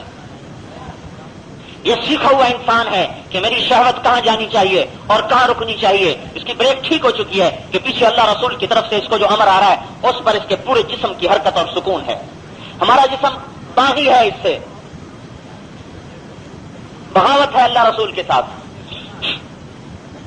تو اس کو سیکھنا پڑے گا کہ وہاں ادھر کو میری حرکت ہو جدھر کو اللہ چاہتا ہے، اور ادھر سے رک جاؤں جدھر سے اللہ نے روک دیا. حضرت حمزہ شہید ہو گئے، ان کی بہن حضرت صفیہ کو پتہ چلا تو آئیں تیزی کے ساتھ آ رہی. تو حضور صلی اللہ تعالی وسلم نے دیکھا تو پہچان لیا کہ صفیہ جا رہی، پھوپھی تھی، کہ روکو روکو روکو اس کو. ان کو خدشہ تھا کہیں لاش دیکھ کے دل خراب نہ ہو زیادہ. تو حضرت زبیر بھاگے ہوئے گئے، ان کے بیٹے تھے، کہا رکو رکو. ایک مکہ مارا زور سے، اڑ کے وہ جا گرے اور تیزی سے جا رہی. پیچھے سے کہا حضور نے فرمایا ہے، تو ایک دم بریک لگ گئی، ایک دم وہیں کھڑی ہو گئی. کام اللہ کا رسول کے امر پہ راضی ہے. تو ہمارا یہ سسٹم خراب ہو چکا ہے. جس گاڑی کے بریک فیل ہو آپ اس پہ سوار ہوں گے، چاہے 1 کروڑ کی گاڑی ہو، سزوکی پھٹیچر ہو، اس کا بریک ٹھیک ہو، میں اس پہ جاؤں گا اس پہ نہیں جاؤں گا. اور اپنے جسم کے سارے بریک توڑ ڈالے ہیں. کیوں آتے ہیں مال روڈ پر غلط بریک کے ساتھ؟ سارا جسم کا وجود خراب کیا ہوا ہے. کیوں جاتے ہیں دکانوں پر ہم؟ پہلے اس کو تو ٹھیک کریں ورنہ ایسی ٹکر ہوگی کہ جا کے جہنم سے ہورے کہیں ٹھکانا نہیں ملے گا. ہم اس وجود کو اللہ رسول کی مرضی میں ڈھالنا سیکھیں، یہ تبلیغ کا کام ہے. اب نبی کوئی نہیں آئے گا، اس کو آگے پہنچانا سیکھیں. گرمی ہو سردی ہو ہم آ رہے ہیں، بڑے کی پکار پر ہم جا رہے ہیں. کہ کبھی کہیں نماز تھوڑی زیادہ ہو جائے، نماز کو بیچارے مولوی صاحب کبھی 5 منٹ لیٹ ہو جائیں تو سارا نمازیوں نے شور مچایا ہوتا ہے. 5 منٹ کی تاخیر برداشت نہیں ہے. یہی نمازی صاحب ڈی سی سے ملنے جا رہے ہیں، ضرورت کے لیے 1 گھنٹہ باہر بیٹھے ہوئے ہیں انتظار میں، ابھی وقت نہیں ملا جی، ابھی ٹائم نہیں ملا جی. 1 گھنٹہ وہاں سوکھ رہے ہیں اور گاڑی کے انتظار میں 1.25 گھنٹہ اسٹیشن پر بیٹھے ہوئے ہیں. جسم کو اس طرف کا تابع بنایا ہے، اس طرف کا تابع نہیں بنایا نا. کیا ہاں اللہ کے گھر میں آ گیا. بیوتی فی الارض المساجد، اللہ کہتا ہے میرے گھر میری مسجدیں ہیں. عمارها زوارها، جو میرے گھر میں آتا ہے گویا میری زیارت کرتا ہے. فطوبى لمن تطهر في بيته ثم زارني، مبارک دے دو، خوشخبری سنا دو جو میرے گھر میں آ کے میری زیارت کرتا ہے. فحق على المزور ان يكرم زائره، میرے اوپر واجب ہے کہ مسجد میں آنے والے کی عزت کروں. اب اگر جسم کا نظام ادھر کو چلا ہوا ہو تو جتنی دیر مسجد میں گزر جائے پرواہ نہیں ہوگی. لیکن عدالت میں 2 گھنٹے بیٹھنا گوارا ہے، گاہک کے انتظار میں سارا دن بیٹھنا گوارا ہے. گاہک کو ہر وقت باتیں رہتے ہیں. ہم چنیوٹ میں تھے، جماعت ہماری، دسمبر کا مہینہ، بارش، سردی، تیز ہوا، ٹھنڈ، سینہ چیرتی ہوا. ہم گشت کر رہے تو میں ایک اور ساتھی ایک دکاندار سے ملے، کہنے لگا مولوی صاحب اس وقت میں کیا کر رہے ہو؟ جاؤ مسجد میں بیٹھو. میں نے کہا مسجد میں کون سی ہیٹر لگائے ہوئے ہیں، وہاں بھی ٹھنڈ یہاں بھی ٹھنڈ، تم یہاں بیٹھے کیا کر رہے ہو؟ جاؤ رضائی میں بیٹھو، چائے پیو، ٹی وی کے پاس بیٹھو. آج کوئی گاہک آنے کا دن ہے؟ آج کوئی آئے گا گاہک جب بارش ہو رہی ہے اس کا دھار؟ اور کہنے کا ہماری تو مجبوری ہے دکان کھولنی ہے، کوئی آئے نہ ہے. میں کہا ہماری بھی مجبوری ہے کہ اللہ کی صدا لگانی ہے، چاہے کوئی آئے نہ چاہے کوئی سنے سنے. ہماری مجبوری ہے، بارش ہو، آندھی ہو، بجلی ہو، گرج ہو، برق ہو، بھاپ ہو، جو ہو ہمیں اللہ کی آواز لگانی ہے. تو ہمارا وہ سسٹم اندر فیل ہو چکا ہے جس میں جسم کی حرکت اور سکون اللہ رسول کے امر کے ساتھ جڑی ہوئی ہو. اس کو سیکھا ہوا نہیں، سیکھنا پڑے گا. سیکھنے کے لیے کہتے ہیں جاؤ بھائی اللہ کے راستے میں پھرو. اب نبی کوئی نہیں آئے گا تو اس کو آگے پہنچاؤ، کیونکہ آپ آخری نبی ہیں، آپ کے پاس کوئی نبی، لا نبی بعدی، میرے بعد کوئی نبی نہیں. لا امت بعدکم, تمہارے بعد کوئی امت کوئی نہیں. مثلی ومثل الانبیاء من قبلی کمثل رجل بنا بیتا فاجمله واحسن الا موضع لبنة في زاویہ فجعل الناس يطوفون به ويعجبون له ويقولون هلا وضعت هذه فانا اللبنة الاخيرة وانا خاتم النبیین لا نبی بعدی. او كما قال, ارشاد فرمایا میری مثال سمجھو کہ ایک بنانے والے نے گھر بنایا بڑا خوبصورت, لیکن ایک پتھر نہیں لگایا. سارے لوگ کہتے ہیں کیسا خوبصورت گھر ہے, کبھی پتھر لگ جاتا تو کامل ہو جاتا. آپ نے فرمایا وہ گھر نبوت کا گھر ہے, نبوت کا محل ہے, اور اس میں آخری پتھر میں ہوں. میرے اوپر نبوت کا گھر مکمل. اب میرے بعد نبی کوئی نہیں, تمہارے بعد امت کوئی نہیں. چلو بھائی, پہلے تو نبی آ کے دین لوگوں کو سکھاتے تھے, بتاتے تھے, پہنچاتے تھے. اب کون کرے گا؟ اب اس کا ذمہ کون لے؟ تو اس کے لیے آپ نے فرمایا لا فلیبلغ الشاہد الغائب. اب میری امت یہ کام کرے گی تو غائبین تک میرا پیغام پہنچائے گا. مال روڈ والے پہنچائیں گے, انارکلی والے پہنچائیں گے, لبرٹی والے پہنچائیں گے, ملتان والے, کراچی والے, فیصل آباد والے, پورے عالم میں بسنے والے کلمہ کو مسلمان وہ غیروں تک میرے نبی کا پیغام پہنچائیں گے. یہ اللہ کا نبی ہمارے ذمہ لگا گیا, تبلیغی جماعت نے نہیں ذمہ لگایا. یہ کوئی نفلی کام نہیں ہے. بھائی ٹھیک ہے, جیسے نفل ہوتے ہیں نا, میں پڑھ لو ٹھیک ہے, نہ پڑھو ٹھیک ہے. جب مستحب مٹ رہے ہوں تو تبلیغ کرنا مستحب ہوتا ہے, اور جب سنتیں مٹیں تو تبلیغ سنت ہوتی ہے, اور جب واجب مٹیں تو تبلیغ واجب ہوتی ہے, اور جب فرائض مٹ جائیں تو تبلیغ فرض ہوتی ہے. یہ کتنا بڑا بازار ہے مال روڈ کا, کتنے نمازی آتے ہیں, اور اس میں بھی کتنے بار کوئی خریدار ہوتے ہیں, کوئی گاہک ہوتے ہیں, کوئی ہمارے جیسے آئے ہوتے ہیں. حالانکہ ہمارے بازار میں جھلک ہو رجال اللہ تلہیہم تجارۃ ولا بیع عن ذکر اللہ, ادھر اللہ اکبر ہو اور اس دکانوں کے شٹل گرتے چلے جا رہے ہیں, ٹھک ٹھک ٹھک کی آوازیں گونجیں. کیا ہوا تھا؟ بڑے نے پکارا, جس نے دکان دیا ہے اسے نے بلا لیا, جس نے یہ رزق دیا اسی نے کہا کہ آجا شکر ادا کر, میرے شکر کے لیے مسجد میں آجا. یہ مسلمان کا بازار ہوتا کہ ہر طرف سے گونج چل رہی تھی, چلو اللہ کی طرف, چلو اللہ کی طرف, چلو اللہ کی طرف. ساری گھر کی زندگی معطل ہو جاتی کہ اللہ اکبر کی پکار آ گئی. سارا نظام زندگی اللہ تعالیٰ نے معطل کر کے اپنی طرف بلا کہ میری طرف آؤ. کتنوں کے کان پہ جو رینگتی ہے, کتنے ہمارے بھائی ہیں جن کو پورے ہفتے میں ایک سجدہ نصیب نہیں سوائے جمعہ کے, اور کتنے ایسے ہیں جن کو جمعہ نصیب نہیں سوائے عید کے, اور کتنے ایسے ہیں جن کو عید نصیب نہیں. فیصلہ آباد میں ہم نے گشت کیا, 2 آدمیوں کو مسجد ملا, میں نے ان کو دعوت دی, بڑے متاثر ہوئے, کہنے کہ ہم زندگی میں پہلی دفعہ مسجد میں ہیں. میرے دل میں ہے کہ اس مسجد میں پہلی دفعہ آیا ہوگا, تو میں نے کہا اس مسجد میں کہیں نہیں, ویسے ہی پہلی دفعہ. میں نے کہا آپ نے نماز کبھی نہیں پڑھی؟ کہنے کہ کبھی نہیں پڑھی. 40 سال کے درمیان دونوں کی عمریں تھیں. میں نے کہا آپ نے جمعہ؟ کہنے کہ جمعہ بھی کبھی نہیں پڑھا. میں نے پوچھا عید؟ کہنے کہ عید بھی آج تک نہیں پڑھی. اس سے اور عجیب بات بتاؤں, بیت اللہ سے میں نکلا, حرم شریف, سڑک پار کی, سامنے ٹیکسی کی ایک جگہ جانا ہے. وہ جو تھا عربی, وہ گالیاں نکالتا تھا, جو آگے سے گزرے اس کو گالی نکالے. تو میں نے کہا اس کو تو دعوت دینی چاہیے. تو میں نے تھوڑا سا تعارف کر اس کو دعوت دینی شروع کی. کہنے کا چپ کر 10 سال ہو گئے میں نے بیت اللہ نہیں دیکھا, تیری کیا سنوں. 10 سال ہو گئے میں نے بیت اللہ نہیں دیکھا, تیری کیا سنوں. اور سڑک پار کر کے ٹیکسی اسٹینڈ ہے جہاں ٹیکسیاں کھڑی ہیں, اور یہ بیت اللہ اور یہ سامنے ٹیکسی اسٹینڈ ہے, درمیان میں 1 فرلانگ کا فاصلہ ہے. اور دل اس قدر سخت ہو چکا ہے کہ جس گھر کو دیکھنے کے لیے 7 بر-اعظم سے انسانیت کھینچی چلی جاتی ہے, وہ بیت اللہ میں نے کہاں نہیں جاتا. میرے چہرے کا رنگ بدل گیا, کہنے لگا کیوں پریشان ہوتا ہے, میرے ایسے ہزاروں ہیں, سینکڑوں ہیں, میری ایسے سینکڑوں ہیں یہاں.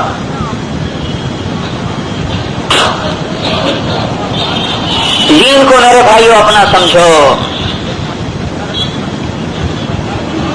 شیشے پر تھوڑا سا داغ پڑ جائے تو نوبر پہ جائے تو صاف کرو, شیشہ صاف کرو. دل پہ کتنے بڑے بڑے داغ پڑے ہوئے ہیں, ان کو نہیں صاف کرنا. کپڑا میلا ہو جائے تو اتار کے پھینک دو, دھلے ہوئے کپڑے لائے جائیں. اور دل کو اتنا گندا کیا ہوا ہے کہ جس میں غلاظتوں کے کٹر, اور دل تو اللہ کے لیے تھا نا, لا یا سونی ارضی ولا سمائی, نہ میں زمین میں آتا ہوں, نہ میں آسمان میں آتا ہوں, اور میں بندے کے دل میں آتا ہوں. دل اللہ کا عرش ہے جس میں اللہ اپنی محبت کو اتارتا ہے. اگر ہم اپنے لیے گندا کپڑا پسند نہیں کرتے, اللہ کے لیے گندا دل کیوں پسند کیا ہوا ہے؟ اپنے دل کو بدلے بھائیو, نبی کی محنت سے. اور ساری دنیا کے انسانوں کے پاس اللہ کا پیغام لے کے جانا آپ کے ہمارے ذمہ ہے. تاجروں نے ابتدا کی ہے اسلام کی. سب سے پہلا مسلمان مکے کا سب سے بڑا تاجر ہے. ریشم کا سب سے بڑا تاجر اور سب سے پہلا کلمہ پڑھنے والا ہے. اور اس سے پہلے سب سے پہلی مسلمان تو حضرت خدیجہ ہیں جو مکے کی سب سے بڑی تاجر ہیں. سب سے پہلے اسلام کو سہارا ملا ہے تاجروں کے ذریعے سے. اور آپ تاجر اسلام کو توڑ رہے ہیں. دو طبقے ہیں جو اسلام کو برباد کرتے ہیں اور دو ہی ان کو آباد کرتے ہیں. حکومتیں نہیں برباد کرتی ہیں, ذمہ دار اسلام کو برباد کرتے ہیں اور تاجر اسلام کو برباد کرتے ہیں. اور ذمہ دار اور تاجر مل کر اسلام کی تعمیر کرتے ہیں.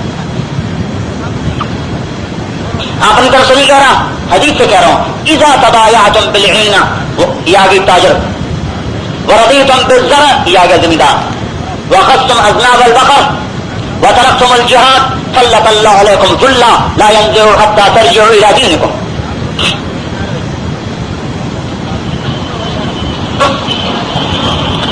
حضرت خدیجہ کے پاس پریشان حال ہو کر آتے ہیں. خدیجہ میرا بستر اٹھا دے, انقطع ایام النوم والراحہ, میرے آرام نیند کے دن گئے. کیا ہوا یا رسول, کیا ہوا؟ تو پتہ نہیں کہ رسول بن چکے ہیں. کیا ہوا؟ کہ میرے اللہ نے مجھے کہا ہے کہ میں لوگوں کو ڈراؤں. یا جب آئی تو نا قوم فانذر وربک فکبر, پہلے تو چپ کے دعوت. کیا ہوا؟ اب کس کو کہوں؟ 360 والوں کو کیسے کہوں کہ ایک کی مانو؟ میری کون سنے گا؟ میں کس کو دعوت دوں؟ ایسا ٹوٹا دل, ایسے غمگین پریشان. حضرت خدیجہ کا نے جواب میں عرض کی, یا رسول اللہ غم نہ کریں, انت اول من تدعو انا اول من یستجیب. آپ سب سے پہلے دعوت دینے والے, میں سب سے پہلے کلمہ پڑھنے والے.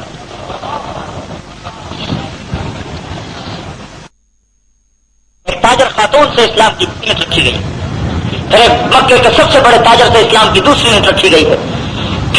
چاروں خلفائے راشدین تاجر ہیں, 10 مبشرہ سارے تاجر ہیں. ٹاپ لسٹ کے 10 صحابہ جن کو آپ نے ایک محفل میں بشارت دی, ابو بکر فی الجنہ, عمر فی الجنہ, عثمان فی الجنہ, علی فی الجنہ, طلحہ فی الجنہ, زبیر فی الجنہ, سعد فی الجنہ, سعید فی الجنہ, عبد الرحمن فی الجنہ, ابو عبیدہ فی الجنہ. یہ 10 صحابی ہیں جن کو 10 مبشرہ کہتے ہیں کہ جن کو ایک محفل مجلس میں جنت کی بشارت دی گئی. ابو بکر جنتی, عمر جنتی, عثمان جنتی, علی جنتی, طلحہ جنتی, زبیر جنتی, سعد جنتی, سعید جنتی, ابو عبید جنتی, عبد الرحمن جنتی رضی اللہ عنہ.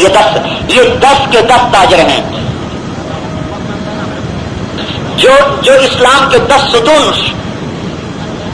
یہ سارے کے سارے تاجر ہیں. عبد الرحمن ابن عوف کی تجارت سارے پاکستان والے مل کے نہیں کر سکتے, بس سارے پاکستان کے تاجر اکٹھے کرو. جب حضرت عبد الرحمن کا انتقال ہوا ہے 3 ارب 10 کروڑ 20 لاکھ دینار کا ترکہ چھوڑا ہے. دینار کاغذی نوٹ نہیں, دینار سونے کا سکے. 3 ارب 10 کروڑ 20 لاکھ دینار سونے کے سکے. آج کے حساب سے کرو ضرب تقسیم, 1000 گھوڑے, 10,000 بکریاں, 1000 اونٹ. اب کرو ضرب تقسیم.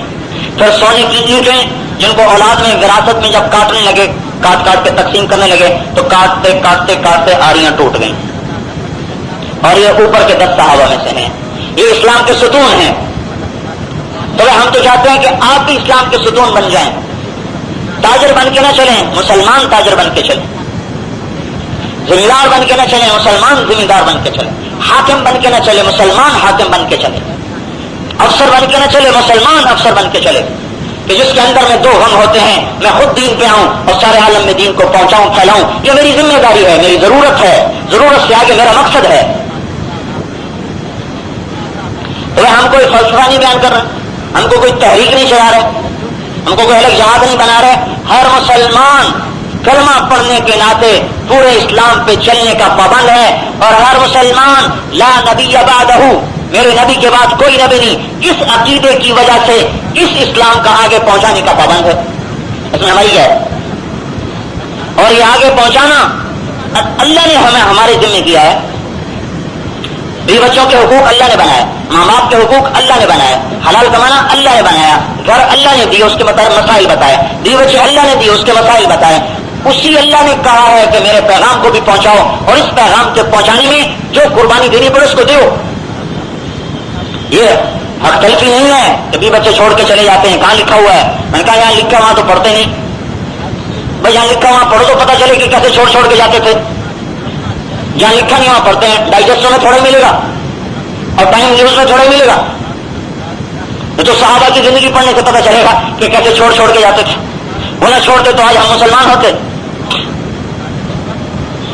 بشیر بن عقبہ رضی اللہ تعالیٰ عنہ فرماتے ہیں کہ میرے باپ اللہ کے راستے میں چلے گئے, وہاں جا کے شہید ہو. یہ معصوم بچے تھے, ماں پہلے فوت ہو گئی, یہ چھوٹے بچے تھے, باپ بھی جا کے شہید ہو گئے. بس معصوم بچے کو چھوڑ کے جانا ہمارے لحاظ سے کیسے درست ہے کہ اس کی ماں مر چکی ہے, ہجرت کر کے مدینے میں آئے ہیں, کوئی رشتے دار ساتھ کوئی نہیں ہے. اس معصوم بچے کی نگرانی رکھوالی کون کرے گا اگر یہ باپ بھی جا کے مر جائے اور شہید ہو گیا, اکیلا معصوم بچہ رہ گیا. ایک کو پتہ چلا کہ لشکر واپس آ رہا ہے تو یہ اپنے باپ کا استقبال کرنے کے لیے مدینے سے باہر جا بیٹھے, لشکر کے راستے میں جا بیٹھے کہ ابا کا استقبال کروں. جب لشکر گزر گیا ابا نظر نہیں آئے تو پریشان ہو کے نیچے اترا. حضور صلی اللہ علیہ وسلم بھی پیدل ہی چل رہے تھے تو پیچھے سے دوڑتے ہوئے آئے اور آپ کے سامنے آ کے کھڑے ہو گئے. معصوم چھوٹے سے بچے 6 سال. یا رسول اللہ میرے باپ کہاں ہیں؟ ماذا فعل ابی, میرے باپ. فاعرض عنی بوجہ, کہتے ہیں حضور نے منہ پھیر لیا. اور کیسے کہیں کہ تیرا باپ کہاں ہے؟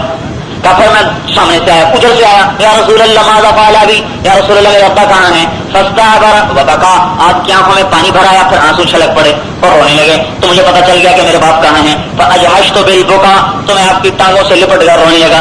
جہش کہتے ہیں لپٹ کے رونا, تو میں آپ کی ٹانگوں سے لپٹ کر رونے لگ گیا. یا رسول اللہ نہ میری ماں رہی نہ میرا باپ رہا, میرا کون ہے؟ تو آپ نے ان کو اٹھا لیا, کہا کہ آج کے بعد میں تیرا باپ ہوں, عائشہ تیری ماں ہے. اما ترضى ان يكون رسول اللہ اباك وعائشة امك, تو راضی نہیں کہ آج کے بعد میں تیرا باپ ہوں, عائشہ تیری ماں بنے. ہمیں ایک کام کو چھوڑے صدیاں ہو چکی ہیں تو اس لائن کی شریعت ویسے نہیں جانتے. جس کام کو چھوڑ دیا جائے تو اس کی شریعت کا اسے کیا پتہ رہے گا؟ جو آدمی نماز نہیں پڑھتا اسے کیا پتا نماز کی شریعت کیا ہے, نماز کے مسائل کیا ہیں. جب وہ آئے گا تو پتہ چلے گا بھی طہارت کیسے کرنی ہے, وضو کیسے کرنا ہے, نماز میں کتنے فرض ہوتے ہیں, سورۃ فاتحہ کب پڑھنی ہے, رکوع کب کرنا ہے, سیدھا کب کرنا ہے. ہمیں دین کا کام چھوڑے سینکڑوں سال ہو گئے. اجتماعی طور پر, انفرادی طور پر ہر دور میں رہا ہے. اللہ نے محدثین کے ذریعے سے, علماء کے ذریعے سے, صوفیاء کے ذریعے سے اسلام کو باقی رکھا ہے. لیکن ہر مسلمان یہ سمجھے کہ مجھے پوری دنیا میں اسلام پھیلانا ہے, اس اجتماعی فکر کو چھوڑے ہوئے زمانہ گزر چکا ہے. لہٰذا مسلمان کی شریعت نہیں جانتے کہ اللہ نے کیا حکم دیا ہے میرے دین کو پھیلانے کے لیے. سب سے بڑی موت شہادت ہے. تو اگر بیوی بچوں کا حقوق کتنی لازمی ہوتے تو شہادت سب سے بڑی موت کیوں ہوتی؟ میں جوان آدمی, رات کو شادی ہو رہی ہے, حنزلہ کی رات کو شادی ہوئی اور دن کو اٹھے ہیں, سر میں پانی ڈالا ہے, سر میں پانی ڈالا ہے نہانے کے لیے, اور آواز لگتی ہے کہ مسلمانوں کو شکست ہو گئی, نہائے بھی نہیں اور بھاگ گئے. ایک رات کی شادی ہے, صرف ایک رات کی شادی, اور وہاں جا کے شہید ہو گئے. تو ان کی لاش ہوا میں اٹھ گئی, ہوا میں اٹھ گئی. آسمان کے درمیان فرشتے آئے اور جنت کے پانی سے غسل دیا. آپ نے دیکھا حضرت حنزلہ کو غسل دیا جا رہا ہے. بھائی حنزلہ کو کیا ہوا, اس کو غسل کیوں دیا جا رہا ہے؟ شہید کو تو غسل نہیں ملتا. لاش نیچے آ گئی. اب حنزلہ کو فرشتوں نے غسل دیا ہے. صحابہ نے جا کے دیکھا تو سر سے پانی ٹپک رہا ہے. پھر گھر سے تحقیق کی پتہ چلا کہ جنبی حالت میں اٹھ کے چلے گئے. اللہ نے غسل دلوایا فرشتوں کے ذریعے سے. اس بچی کا گھر اجڑ گیا کہ نہیں اجڑا؟ ہمارے ذہن کے مطابق یہ گھر تو اجڑ گیا.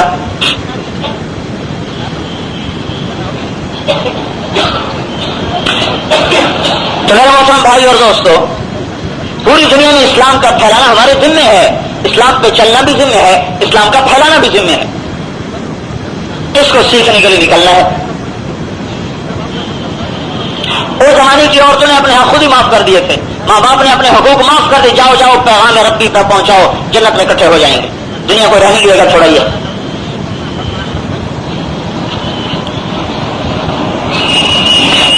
یہاں تو پھر جدائی ہے نا, اسما شیت فانک میت, کتنا زندہ رہیں گے, آخر ہی مریں گے.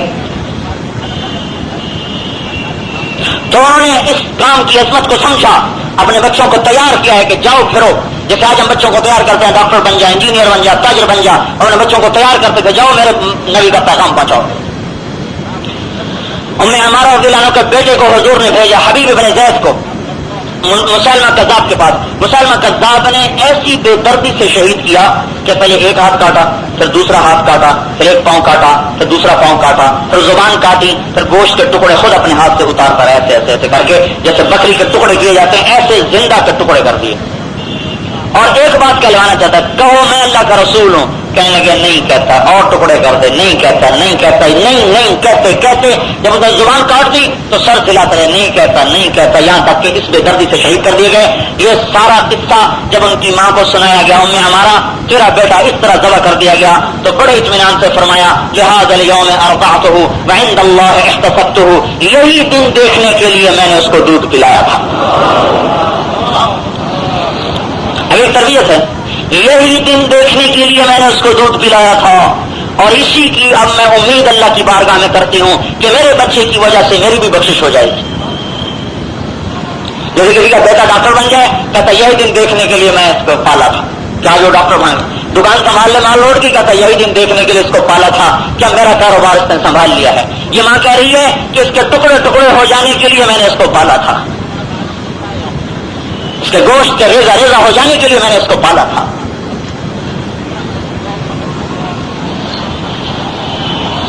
ہمیں صدیاں گزر گئی، سوائے اپنے گھر کاروبار مشغلے کے اور کوئی کام ہی نہیں سمجھا، تو بھائی یہ تو نکل کے سمجھنے کی چیز ہے۔ بولو ساری دنیا میں اللہ کا پیغام پہنچے، ساری دنیا اللہ کی طرف کھینچے، ساری دنیا میں ہدایت آئے، یہ آپ کے ذمہ ہے۔ مسلمان تاجر بن کے، مبلغ تاجر بن کے دعوت دو اور اللہ کا پیغام پہنچاؤ، ہر آنے والے کو بھی دعوت دو۔ آپ حیران ہوں گے، اللہ نے تاجروں میں صلاحیت رکھی ہے۔ اشرا مبشرہ سارے تاجر ہیں، خلفاء راشدین سارے تاجر ہیں، جو عمر نے شورا بنائی سارے تاجر ہیں، انصار ذمہ دار تھے، قربانی میں ذمہ دار زیادہ طاقتور ہوتا ہے، قربانی دینے میں، تدبیر تنظیم میں تاجر آگے ہوتا ہے۔ ایک زمانہ ایسا آیا ہے اسلام پر کہ یوں نظر آتا تھا کہ اب اسلام سفہ ہستی سے مٹ جائے گا۔ یہ 610 ہجری ہے، جب بغداد کی اینٹ سے اینٹ بچ گئی اور ہلاکو خان نے 610 ہجری میں سارے بغداد کو تہس نہس کر دیا۔ 656 ہجری میں تو 610 ہجری میں اس کا دادا ہلاکو خان نمودار ہوا ہے، قہر بن کر، عذاب بن کر، اور 656 میں بغداد ہلاک برباد ہو گیا۔ یوں نظر آتا تھا کہ اب اسلام کے 4 دن باقی ہیں اور سارا اسلام سفہ ہستی سے مٹ جائے گا۔ ترکستان کے تاجر یا مصر کے تاجر، دونوں ہی باتیں ملتی ہیں۔ تاجروں نے تاتاریوں میں کام کرنا شروع کیا۔ اس وقت وہ ایسی طاقت بن چکے تھے کہ کوئی دنیا کی سیاسی طاقت ان کو زیر نہیں کر سکتی تھی، اور یہ مشہور ہو گیا تھا اگر تاتاریوں کو کوئی کہنا شکست ہو گئی ہے تو کہو جھوٹ بولتے ہو، جھوٹ بولتے ہو۔ حالات چنگیز خان کے 4 بیٹے تھے، جوجی بڑا بیٹا تھا، اوغدائی، چغتائی اور تولوئی۔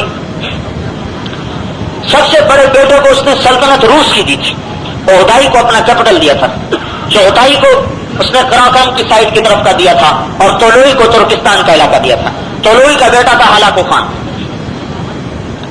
تو بڑا بیٹا جو جوجی تھا اس کا پوتا برکا خان ترکستان کے تاجر یا مصر کے تاجر ہیں، تاجر تمہاری آپ لوگوں کی برادری ہے، انہوں نے برکا خان پر محنت کرتے کرتے کرتے کرتے اس کو اسلام میں داخل کر دیا۔ اور اس وقت بدھ مت زور میں تھے کہ تاتاری بدھ ہو جائیں۔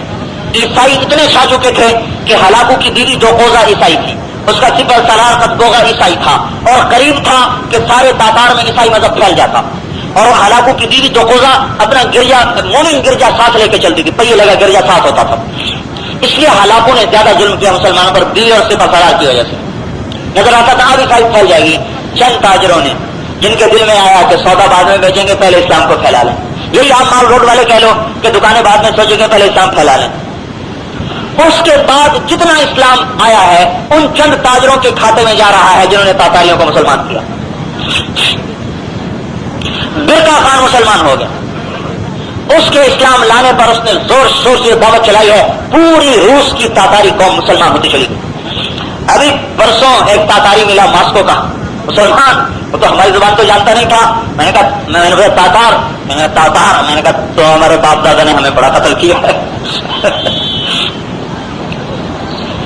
خون کی ندیاں بہا دی، ساری قوم ترکستان کے تاجروں کے ذریعے سے اسلام میں آ گئی۔ تو یہ تدبیر چلانا جانتے ہیں، اور جیسے آپ لوگ اپنے سودے کی تدبیریں سوچتے ہو، پھر بھی اللہ آج چلنے نہیں دے رہا، اب اللہ کی اسکیم خلاف چل چکی ہے۔ توبہ کر لیں اور دین پھیلانا کام بنا لیں، دین کو پھیلانا اپنا کام بنا لیں، تو اللہ جل جلالہ دکانیں بھی باقی رکھے گا، بلکہ اور زیادہ کر دے گا، اور زیادہ دے دے گا، اور اسلام بھی پھیلا دے گا۔ بھائی اس کو تبلیغ میں نکل کے سیکھو۔ اللہ نے ایک نقل و حرکت کو زندہ کر دیا، سارے عالم میں پھر رہی ہیں۔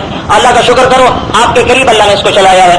مجدد الفسانی رحمۃ اللہ علیہ نے لکھا ہے، اگر کسی کام کو اٹھانا ہو تو لاہور سے اس کی ابتدا کرو، چاہے شر کا ہو چاہے خیر کا ہو۔ ہاں دونوں طرف انشاءاللہ برابر چلیں گے۔ شر میں بھی جو شر میں آگے ہوتے ہیں وہی خیر میں آگے ہوتے ہیں۔ خیارکم فی الجاہلیت خیارہم فی الاسلام، جو دنیا میں آگے وہ دین میں بھی آگے۔ اور اس کے بعد مجھے خیال ہے کہ رائمنڈ بھی تو لاہور ہی میں ہے، اللہ پاک نے دعوت کے مرکز کو لاہور کے ساتھ رکھا۔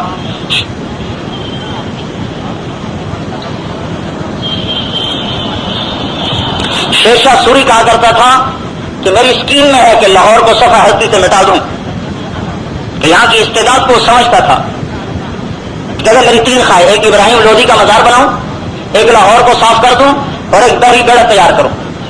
وہ بیچارے کو عمر ہی نہ ملی، 6 سال میں کے بعد، 6 سال کی حکومت کے بعد ہی اللہ نے اٹھا لیا۔ وہ بھی اس جگہ کی نزاکت کو سمجھتا تھا کہ کتنی اہم جگہ ہے۔ آپ لوگ تبلیغ کے کام کو اپنا کام بنا لو، سارے پاکستان میں تبلیغ پھیل جائے گی، سارے عالم میں تبلیغ پھیل جائے گی۔ اور دنیا کی میں نہیں زمانہ دیتا، اللہ کا رسول زمانہ دیتا ہے کہ دنیا پہ اللہ حرف نہیں آنے دے گا۔ اللہ کا وعدہ ہے یخلفہ فی اہلہ ومالہ، میں تیرے گھر کا بھی وارث، میں تیری جان کا وارث، میں تیرے مال کا وارث۔ اللہ سے بڑا کفیل پھر کون ہوگا بھائی؟ اگر اللہ ہمارے گھر بار دکانوں کا وارث ہو جائے پھر اور ہمیں کیا ضرورت ہے کسی غم کرنے کی؟ حضور نے واقعہ سنایا، بنی اسرائیل کا ایک آدمی دوسرے سے قرض لیتا ہے، میں پردیسی ہوں، مال چھوڑ گیا، پیسے دے دو۔ بھائی کوئی تیرا گواہ؟ کفا باللہ شہیدہ، میرا گواہ اللہ ہی ہے۔ کا کوئی تیرا وکیل؟ کا کفا باللہ وکیلا، میرا وکیل اللہ ہے، کس کو وکیل بناؤں، کس کو گواہ بناؤں، میرا جاننے والا کوئی نہیں۔ کا اچھا کتنے چاہیے؟ کا 300 کروڑ سمجھ لو آج کے، میں نے دے دیے، دن مقرر ہو گیا فلاں دن، وہ دریا کے پار ہی ہے ادھر۔ جس دن وقت آیا دینے کا، وہ پیسے لے کے دریا پہ آ گئے، ندی میں طغیانی، کشتی جا نہیں رہی، سر پکڑ کے بیٹھ گئے، اللہ تجھے گواہ بنایا، تجھے وکیل بنایا، تجھے شہید بنایا، اے اللہ اگر آج یہ پیسے نہ پہنچے تو تیری گواہی، تیری وکالت جھوٹی پڑے گی، میں کیا کروں؟ اے اللہ جتنا میں کر سکتا ہوں میں کر رہا ہوں، اگلا کام تو کر دینا۔ ایک لکڑی اٹھائی، بہت بڑا تنا پڑا تھا، اس کو تیشے سے کھودا اندر سے، وہ پیسے کی تھیلی اس میں ڈالی، ساتھ اس میں پرچہ ڈالا کہ پانی ندی کی طغیانی کی وجہ سے میں آ نہیں سکتا، تو میں یہ لکڑی کو ڈال رہا ہوں، جس کو کفیل وکیل بنایا تھا نا، اس کو کہہ رہا ہوں کہ تجھ تک پہنچا دے، اور لکڑی کو دریا میں ڈال کے خود گھر چلا گیا۔ ادھر وہ گھاٹ پہ بیٹھا، اب آئی کشتی، اب آئی کشتی، اب آئی کشتی، کشتی تو آئی کوئی نہ، پہلے بھائی وعدہ خلاف ہی نکلا، اللہ کو گواہ بنا کے ہی جھوٹا نکلا۔ جب اٹھ کے جانے لگا تو ایک لکڑی بہتی نظر آئی، کہنے لگا چلو گھر کا ایندھن ہی بن جائے گا۔ وہ لکڑی سیدھی دریا کی موجوں کو چیرتی ہوئی، لکڑی نے تو آگے جانا تھا نا، جو کون اس کو چیر کے ادھر لا رہا ہے، سیدھی اس کے پاس آ کے یوں کنارے پہ کھڑی ہو، چلو ایندھن بن گیا۔ لکڑی اٹھا کے گھر لایا، اس کو رکھا، جب آیا کلہاڑا لایا لکڑی کاٹنے کے لیے چولہے میں ڈالے، 1 2 3 کلہاڑیاں پڑی تو چھن چھن کرتے درہم دینار باہر۔ یہ کیا؟ پرچہ نکال کے دیکھا تو اس پہ لکھا ہوا کہ میرے ساتھ یہ ہوا، میں نے جسے وکیل کفیل بنایا اسی کے حوالے کر دیا ہے، تجھ تک پہنچا دے۔ 1 ہفتے کے بعد دوبارہ رقم لے کے آ گیا، کہا بھائی میرے ساتھ یہ ہوا تھا، میں نے یوں کیا تھا، پتہ نہیں پہنچے نہ پہنچے، میں نے کہا یہ پیسے تمہیں دے دوں۔ کہنے لگا جسے تم نے وکیل بنایا تھا، جسے تم نے شہید بنایا تھا، جسے تم نے کفیل بنایا تھا، اس نے میرے گھر پیسے بھی پہنچائے، ایندھن بھی پہنچایا، فکر نہ کر۔ ہم اللہ کے کام میں لگیں، جو دین پہ چلنا، دین کا پھیلانا اللہ کا کام ہے، اللہ کی قسم اللہ کا غیبی نظام حفاظت کرے گا۔ آپ بولو بتاؤ بھائی کون ہے جو ہمت کے ساتھ ساری دنیا سارے انسانوں میں اللہ کا پیغام پھر جائے پہنچ جائے، کون اس کے لیے تیار ہے؟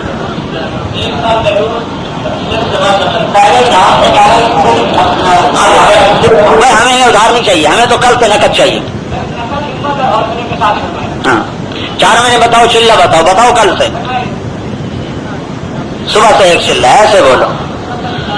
ارادے بھی کریں، اللہ تعالیٰ قبول فرمائے، ارادے بھی کریں۔ ابھی لاہور کا اجتماع ہو رہا ہے اگلے مہینے، اس تک 4 5 6 جنوری چلہ لگ جائے، 4 مہینے لگ جائے، کل سے ہمیں چاہیے نقد۔ ہم نقد آئے تو آپ بھی نقد ارادے لکھائیں۔ ہاں جی، ایسی مشقت کے وہ دن ہوتے ہیں کہ جو ایک دفعہ آیا ہے اس کو اگلے سال نہیں آنا چاہیے، ظاہر کے لحاظ سے کھانے کی تکلیف، سونے کی تکلیف، وضو کی تکلیف، استنجا کی تکلیف، گرد و غبار، مٹی ہو رہی ہے، اور چھت ایسی ہے نہ دھوپ سے بچاؤ نہ سردی سے بچاؤ، یہ ظاہر کے اعتبار سے. لیکن اللہ ارادہ فرماتا ہے تو قلوب کو کھینچ کے لاتا ہے، رجوع پیدا فرما دیتا ہے، مخلوق کی مخلوق کھینچ چلی آتی. 4000 جماعتیں نکلی ہیں، 40,000 آدمی اللہ کے راستے میں نکلا. 40,000 آدمی اللہ کے پیغام کو لے کے پھر رہا ہو، اس کے اثرات نہیں پڑیں گے؟ یہ غیب میں پڑھ رہے ہیں اور اللہ ہدایت کو وجود دے کے دکھائے گا. جیسا یہ غلط نظام چلتا ہے تو اس کے اثرات وجود میں آتے نظر آتے ہیں، ایسے ہی ایک اللہ کا غیبی نظام چل رہا ہے کہ ایک ہی دن میں 40,000 جماعتیں پورے ملک میں پھیل جائیں. یہ اللہ تعالیٰ کا اپنا فیصلہ ہے کہ ہدایت کو وجود دینا چاہتے ہیں. کون نکلتا ہے بھائی آج کے دور میں؟ ہاں جی،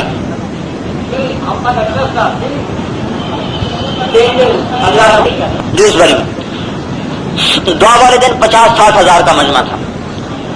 جب بدھ والے دن ہم پہنچے، جمعرات کو اجتماع شروع ہونا تھا. میں خیمہ دیکھنے گیا جو انہوں نے لگایا تھا، تو وہ 12-13 ہزار کی کیپیسٹی کا تھا. میں نے کہا اتنا انہوں نے بڑا خیمہ لگا دیا، اتنے آدمی کہاں سے آئیں گے؟ یہ پہلے دن کا میرے جی میں آ گیا، اتنے آدمی کہاں سے آئیں گے؟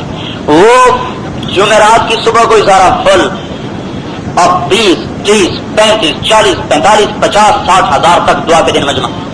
انہوں نے وہاں کی انتظامیہ کو کہا تھا کہ ہمارا 12,000 کا مجمع آئے گا، اس کے لیے ہم نے یہ انتظام کیا ہوا ہے. جب وہ 12 سے ہو گیا 43 اور 50 تو انہوں نے ان کو بلا لیا کہ آپ لوگ تو کہتے تھے 12,000 آئے گا اور یہ تو 45,000 ہوا پڑا، یہ کیوں آیا؟ انہوں نے کہا جی ہم نے کارڈ 12,000 کو بھیجے تھے، اوپر والے ویسے ہی آ گئے. ہم کیا کریں، بن بلائے آ گئے. اچھا، ہفتے کی رات کو آ گئی بارش موسلا دھار، ایسی زوردار کہ زمین آسمان ایک نظر آتا تھا، اور سارے کالج یونیورسٹیوں کے لڑکے انہوں نے بتلونے چڑھائی اور بالٹیاں بھر بھر کے میدان سے پانی باہر پھینک رہے، ساری رات پانی نکالتے رہے. یہ وہ بچے ہیں جو ننگی معاشرت سے ادھر کو لوٹے ہیں، اب ان کے پاس اور کوئی ہتھیار گمراہ کرنے کا نہیں.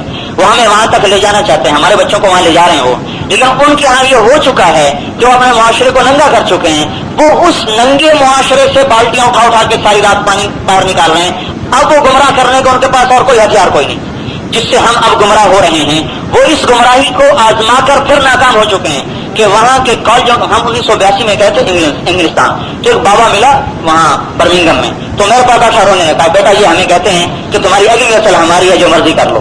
یہ گورے ہمیں کہتے ہیں تمہاری اگلی نسل ہماری ہے، جو مرضی کر لو. اور 1994 میں نے دیکھا کہ وہ نسل ان کی نہیں ہماری ہے، بلکہ ان کی بھی ہماری ہونے والی ہے. اب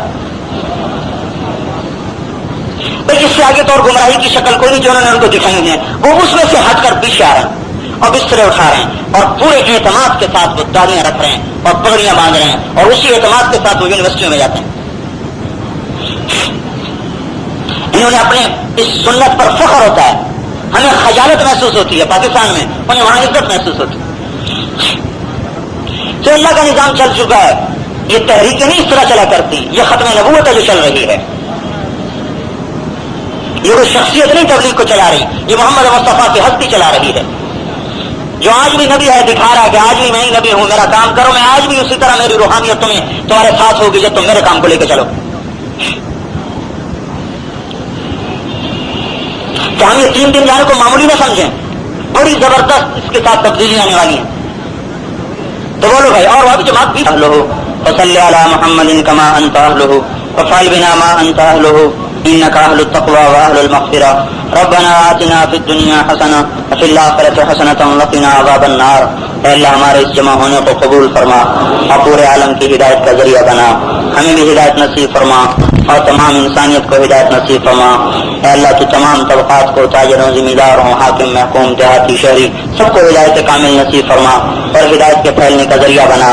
اے اللہ یہاں کے تاجروں کو پورے عالم میں دین پھیلانے کی توفیق عطا فرما، حاکموں کو، محکوموں کو، افسروں کو، ہر طبقے والے کو پوری دنیا میں دین کے زندہ ہونے کا ذریعہ بنا اور ہم سب سے راضی ہو جا. عافیت کا معاملہ فرما، رحم کا معاملہ فرما. صلی اللہ تعالی علی النبی الکریم، آمین. کل بھی ہماری جماعت انشاءاللہ یہی ہے، تو سارے بھائی خود بھی تشریف لائیں، اوروں کو بھی لائیں. تیار کردہ علمی کیسٹ گھر، کیسٹ ملنے کا پتہ نوٹ فرما لے. علمی کیسٹ گھر، دکان نمبر 5، فاطمہ پلازا، نجد تبلیغی مرکز، مدنی مسجد، فڈل بی ایریا، کراچی. یا علمی کیسٹ گھر، الفرقان مارکیٹ، بالمقابل جہانگیر پارک، مسجد صالح، دکان نمبر 4B، پریری اسٹریٹ، صدر، کراچی.